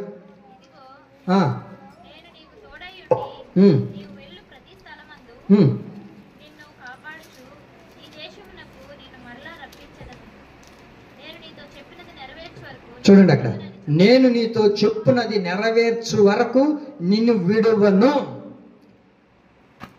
యాకోబు కూడా అందరూ ఉన్న అనాథే ఏమండి, యాకోబు కూడా అందరూ ఉన్న అనాథ అయిపోయి ఏమండి, ఆశీర్వాదం ఉన్న అనాథ అయిపోయాడు ఏమండి, దీవెనలు తెచ్చుకునే కూడా అనాథ అయిపోయాడు, తల్లిదండ్రులు ఉన్నా అనాథ అయిపోయాడు, అన్న ఉన్నా అనాథ అయిపోయాడు. ఇప్పుడు ఎక్కడున్నాడు? అరణ్యంలో బ్రతుకుతున్నాడు, ఒక ఎడారిలో బ్రతుకుతున్నాడు, ఏమి లేని పరిస్థితుల్లో ఉన్నాడు. అయితే దేవుడు అతనితో మాట్లాడుతూ ఉన్నాడు. ఏమని మాట్లాడుతున్నాడు తెలుసా? నేను నీతో చెప్పున్నది నెరవేర్చే వరకు నేను నిన్ను విడవను. మనుషులు చెప్పింది కాదు, దేవుడు నీతో ఏది చెప్పాడు, దేవుడిని నమ్ముకున్నప్పటి నుంచి దేవుడు ఏ వాగ్దానం నీకు చేశాడు, ఏ మాటలతో దేవుడు నీతో మాట్లాడాడు, ఏ వాక్యం ద్వారా దేవుడిని నిన్ను దర్శించాడో, ఏ ప్రార్థన చేసుకుంటున్నప్పుడు ఆ ప్రార్థనలో దేవుడు నీతో మాట్లాడాడు, వాక్యం చదువుకుంటున్నప్పుడు ఆ వాక్యం ద్వారా నీతో మాట్లాడాడు, దైవ సేవకుడు మాట్లాడుతున్నప్పుడు ఆ మాట ద్వారా దేవుడు నీతో మాట్లాడాడు. అవన్నీ నెరవేర్చేంత వరకు దేవుడు నిన్ను విడిచిపెట్టడు. ఆయన నిన్ను అనాథగా విడవడు. ఎందుకు ప్రభు నన్ను అనాదిగా విడవు అంటే ఆయన నీతో చెప్పినది నెరవేర్చేంత వరకు దేవుడు నిన్ను విడిచిపెట్టాడండి. మనం అనుకుంటాం, మనమే మర్చిపోతాం కొన్ని సందర్భాల్లో దేవుడిచ్చిన మాటలు, దేవుని యొక్క వాక్యము ఏమండి, దేవుడు నిన్ను పలకరించిన తీరు, ఇవన్నీ మనం మర్చిపోతాం. కానీ దేవుడు మనల్ని మర్చిపోకుండా అది నెరవేర్చేంత వరకు దేవుడు నీతోనే ఉంటాడండి. ఈ సంవత్సరంలో దేవుడు మనతో వాగ్దానం చేశాడుగా, మన ఇమ్మానుయేలు ప్రార్థనా మందిరాన్ని దేవుడు వాగ్దానం చేశాడుగా, ఏమని? ప్రతి స్థలంలో నేను నీ యొద్దకు వచ్చి ఆశీర్వదిస్తాను. ఇంకా 5 నెలల్లో నెరవేర్చబడలేదు ఆ వాక్యం అని అంటే అది నెరవేర్చేంత వరకు దేవుడు నీతోనే ఉంటాడు. వాగ్దానం చేసిన వాడు నమ్మదగిన వాడు. వాగ్దానం చేసింది మానవుడు కాదు, వాగ్దానం చేసింది నరుడు కాదు. వాగ్దానం చేసింది ఎవరో తెలుసా? నరమాతృని సృష్టించిన గొప్ప దేవుడు మనతో వాగ్దానం చేసింది. ఆ దేవుడు నీతో చెప్పినది నెరవేర్చేంత వరకు దేవుడు నేనేం చేస్తాడో తెలుసండి, విడవక నీతోనే ఉంటాడు. ఆయన విడిచిపెట్టే దేవుడు కాదండి. మన బైబిల్లో చూడగలిగితే సిమియోను మనకు బాగా తెలుసు. సిమియోను ఎక్కడ ఉండేవాడు? యెరూషలేములో ఉండేవాడు. యెరూషలేములో ఉన్నప్పుడు సిమియోనుతో దేవుని ఆత్మ చెప్పింది. దేవుడు చెప్పాడు ఏంటో తెలుసా? సిమియోను, నువ్వు నా దేవుని మందిరంలో ఉన్నావు, నువ్వు నా మందిరంలో ఉన్నావు కనుక నేను నీకు ఒక మాట చెప్తున్నాను. యేసు ప్రభు ఈ భూలోకంలో పుట్టి ఆయన్ను చూచేంతవరకు చచ్చిపో. ఏమండి సిమియోను, యేసు ప్రభు నువ్వు చూచేంతవరకు చచ్చిపో. ఈ మాట చెప్పాడు దేవుడు. చెప్పిన తర్వాత ఎక్కడైనా సిమియోను చచ్చిపోయాడండి? చచ్చిపోలేదు. ఎన్నో శ్రమలు కలిగాయి, అనారోగ్య పరిస్థితులు వచ్చి ఉంటాయి, బాగలేనివి వచ్చి ఉంటాయి, ఏమండి రకరకాల పరిస్థితులు కలిగి ఉంటాయి. అతనికి కూడా ఏమండి మనలాంటి పరిస్థితులు కూడా కలిగి ఉండొచ్చు. అయితే దేవుని ప్రియులారా, ఏనాడు కూడా తను మరణించబడలేదండి. ఎందుకో తెలుసా అండి? దేవుడు ఒక వాగ్దానం చేసి ఒక మాట చెప్పాడు. ఇదిగో యేసు ప్రభువును నువ్వు చూస్తావు, ఆయన చూసిన తర్వాత నువ్వు చచ్చిపోతావు, అంతవరకు నువ్వు చావు. దేవుడు ఒక వాగ్దానం చేసిన తర్వాత ఆ వాగ్దానం నీ జీవితంలో నెరవేర్చకుండా నువ్వు చూడకుండా చనిపోమండి. మనం ఆ వాగ్దానం నెరవేర్చేంత వరకు దేవుడు మనల్ని విడవకుండా మనతోనే ఉంటాడు. ఆమేన్. ఆయన మనతోనే ఉంటాడు. మన జీవితాల్లో గొప్ప కార్యాలు చేయడానికి ఆ మాట నెరవేర్చాలి కదా. ఒకవేళ ఆ మాట నెరవేర్చకపోతే ఏమంటే మనం ఏమంటాం? దేవుడు ఎన్నో మాటలు చెప్పాడండి నాతో, ఆ మాటలు ఏవి నెరవేర్చబడలేదు అని చెప్తాం. కానీ దేవుడు అంటారు, ఆ మాట నెరవేర్చేంత వరకు నేను మీతోనే ఉంటాను. మనం చూడగలుగుతాం బైబిల్లో సిమియోను ఏం చేశాడంట? యేసు ప్రభుని ఆయన 2 చేతులతో ఎత్తుకున్నాడంట. ఆయన 2 చేతులతో ఎత్తుకున్నాడంట. మరి అంతవరకు చనిపోలేదంటండి సిమియోను. నా దేవుని ప్రియులారా, ఈ మాట ఎందుకు దేవుడు మనతో చెప్తున్నాడంటే, ఏ మాటలైతే దేవుడు నీతో చెప్పాడో ఆ మాటలు నెరవేర్చబడేంత వరకు, ఆ మాటలను పొందుకునేంత వరకు దేవుడు మనల్ని మరణింప చెయ్యనీయడు. ఆమేన్. మరణానికి మనల్ని అప్పగించడు. ఎందుకో తెలుసా? దేవుడు నీతో మాట చెప్పాడుగా, దేవుడు నీకు మాట ఇచ్చాడుగా. మనుషులు కాదు కదా మాట ఇచ్చింది. మనుషులైతే ఎన్నైనా చెప్తారు. యోబు గారు అంటారు కదా, మనుషుల మాటలు ఎలా ఉన్నాయంటే గాలి వంటి మాటలుగా ఉన్నాయంట. ఎలా ఉన్నాయంటక? గాలి మాటలు, ఒత్తి గాలి మాటలే చెప్తారు. వినబాకండి. నేను కానీ వస్తే అడగబోదాం వద్దా? వద్దులే, బాగుండదు. గాలి మాటలు ఏమ్మా, ఈ గాలి మాటలు విన్నామనుకో ఏది నీ జీవితంలో నెరవేర్చబడదు. మనం ఎప్పటికీ ఒట్టి చేతిలోనే. ఎవరు వచ్చి నిన్ను ఉద్ధరించేది లేదు, నిన్ను బాగు చేసేది లేదు. ఎవడు కూడా బాగోడు వాడమే. గుర్తుపెట్టుకోండి. ఆచి తూచి ఆలోచించి వేయండి. రాబోతుందిగా, ప్రార్థన పూర్వకంగా వేయండి. ఏమ్మా, ఎటబడితే అట్ట మసకగా కనబడుతుందని దేనికంటే దానికి నొక్కేసి రాబాకండి. ఏమ్మా, ప్రార్థన పూర్వకంగా అక్కడికి నువ్వు వెళ్ళినప్పుడు ఒకదానికి నీ మనసులో దీనికి వేయాలనుకున్నావు, దేవుడు ప్రేరేపించి ఎవరు దేవుడు ఎన్నుకోవాలనుకున్నాడో వాళ్ళకి దగ్గరికే తీసుకొని పోతాడు. ఇయ్యాలి నెరవేర్చాలిగా. దేవుడు మాట ఇచ్చిన తర్వాత నెరవేర్చకుండా పోతాడా? చెప్పాలి మీరు. మాట ఇచ్చిన వాడు నమ్మదగిన వాడండి. మనుషులైతే గాలి మాటలు చెప్తారు, నేను కూడా చెప్తాను. పైన మిద్దు కట్టాలనుకుంటున్నా, ఇదంతా టైల్స్ వేయాలనుకుంటున్నా, లోపల 4 ఏసీలు పెట్టేయాలి. నాదేముంది? గాలి మాటలు. మనిషి ఏం చేస్తాడమ్మా? మీరు ఎట్టనుకున్నారు? ఏసీలు పెడతాను అన్నట్టున్నారా? మంది లో బడ్జెట్. మంది ఏం దేశం? ఏ దేశం మా మంది? భారతదేశంలో ఏ రాష్ట్రం మంది? చెప్పండి. ఆంధ్ర రాష్ట్రం. ఆంధ్ర రాష్ట్రము అప్పుల్లో కూరుకుపోయినప్పుడు, ఆంధ్ర రాష్ట్రమే అప్పుల్లో కూరుకుపోయినప్పుడు నేనే పెట్టించేది. గాలి మాటలు ఎన్నైనా చెప్పేస్తాం. ఏమక గాలి మాటలు ఏముంది? ఎన్నైనా చెప్పేదానికి. కానీ దేవుడు గాలి మాటలు చెప్పడండి. కొంతమంది అంటుంటారు, వాడు గాలి వెళ్ళాడా, వాడు గాలి మాటలు నువ్వేందుకంటావు. కొంతమంది అమ్మో ఇన్ని చెప్తారు, అయ్యేవి ఉండవు. కానీ పొగుడింపులు వీళ్ళే పొగుడుకుంటా ఉంటారు. నేను అనుకుంటే ఏమనుకున్నావు? ఎమ్మెల్యే ఎక్కడ మంది ఏముండదాడా? మీకు అర్థమైంది? గాలి మాటలు మన దగ్గర మాట్లాడటమే, ఆడకపోతే ఏముండదు. అందుకే యోబు అన్నారు, మనుషుల మాటలు ఎలాంటివో తెలుసా? వట్టి గాలి మాటలు. ఏం చేయం తల్లి? అంతేనే కదా. మెర్సీకి ఒక ఉద్యోగం చేసి, మెర్సీ ఏమనుకున్నావు, ఇన్ని రోజులు చేసావు నువ్వు, మన ఎమ్మెల్యే గారు వస్తారు, ఆ రోజు నీకు పర్మనెంట్ చేస్తా అని చెప్పగలుగుతామా? చెప్పిన ఒట్టి మాట అయిపోతుంది. అది గాలి మాటలు ఏముంది, ఒకరోజు చెప్పి చూడు, సంతోషపడుతుందిలే. అంటది, అక్క అంటది, అయ్యా అవి ఒట్టి గాలి మాటలు అయ్యా, నేను చెప్తే అన్నయ్యా ఇచ్చేది. మనుషుల మాటలు ఒట్టి గాలి వంటివి. కానీ దేవుడు మాట ఇస్తే, మీరు బైబిల్లో చూడండి, మత్తయి సువార్త 24:35 వాక్యంలో రాయబడి మాట, ఆకాశమును భూమియు గతించును గాని నా మాటలు ఎన్నడూ గతించవు. చెప్పకూడదు ఒకసారి బిగ్గరగా. దేవుడికి మహిమ కలుగును గాక. ఆకాశము భూమి గతించిపోతాయి అండి. ఆకాశం గతించిపోయినా, భూమి నాశనం అయిపోయినా, ఏది పాడైపోయినా సరే ఏమండి, దేవుడిచ్చిన మాట ఎప్పుడు కూడా నీ జీవితంలో నెరవేర్చేంత వరకు ఆయన మనతోనే ఉంటాడు. ఆమేన్. ఆయన మాట గతించిపోదండి. ఆయన మాట నెరవేర్చే పోతాడు. ఏ మాట ఆయన నీకు చెప్పినా అది నెరవేరుస్తాడు. అర్థమైందా? మనకిచ్చిన మాట దేవుడు ఏం చేస్తాడు? నెరవేరుస్తాడు. ఆయన నెరవేర్చే దేవుడు అండి. ఎవరండి ఈ రోజున ఎవరైనా మాట ఇచ్చి నెరవేర్చే వాళ్ళు ఉన్నారా? నెరవేర్చే వాళ్ళు ఉన్నారా? లేరు. ఒకవేళ నెరవేర్చినా 90 నెరవేర్చి 10 ఇంకా ఉన్నాయంటారు. కానీ మన దేవుడు అలా చేయడండి. మన దేవుడు ఏం చేస్తాడు తెలుసా?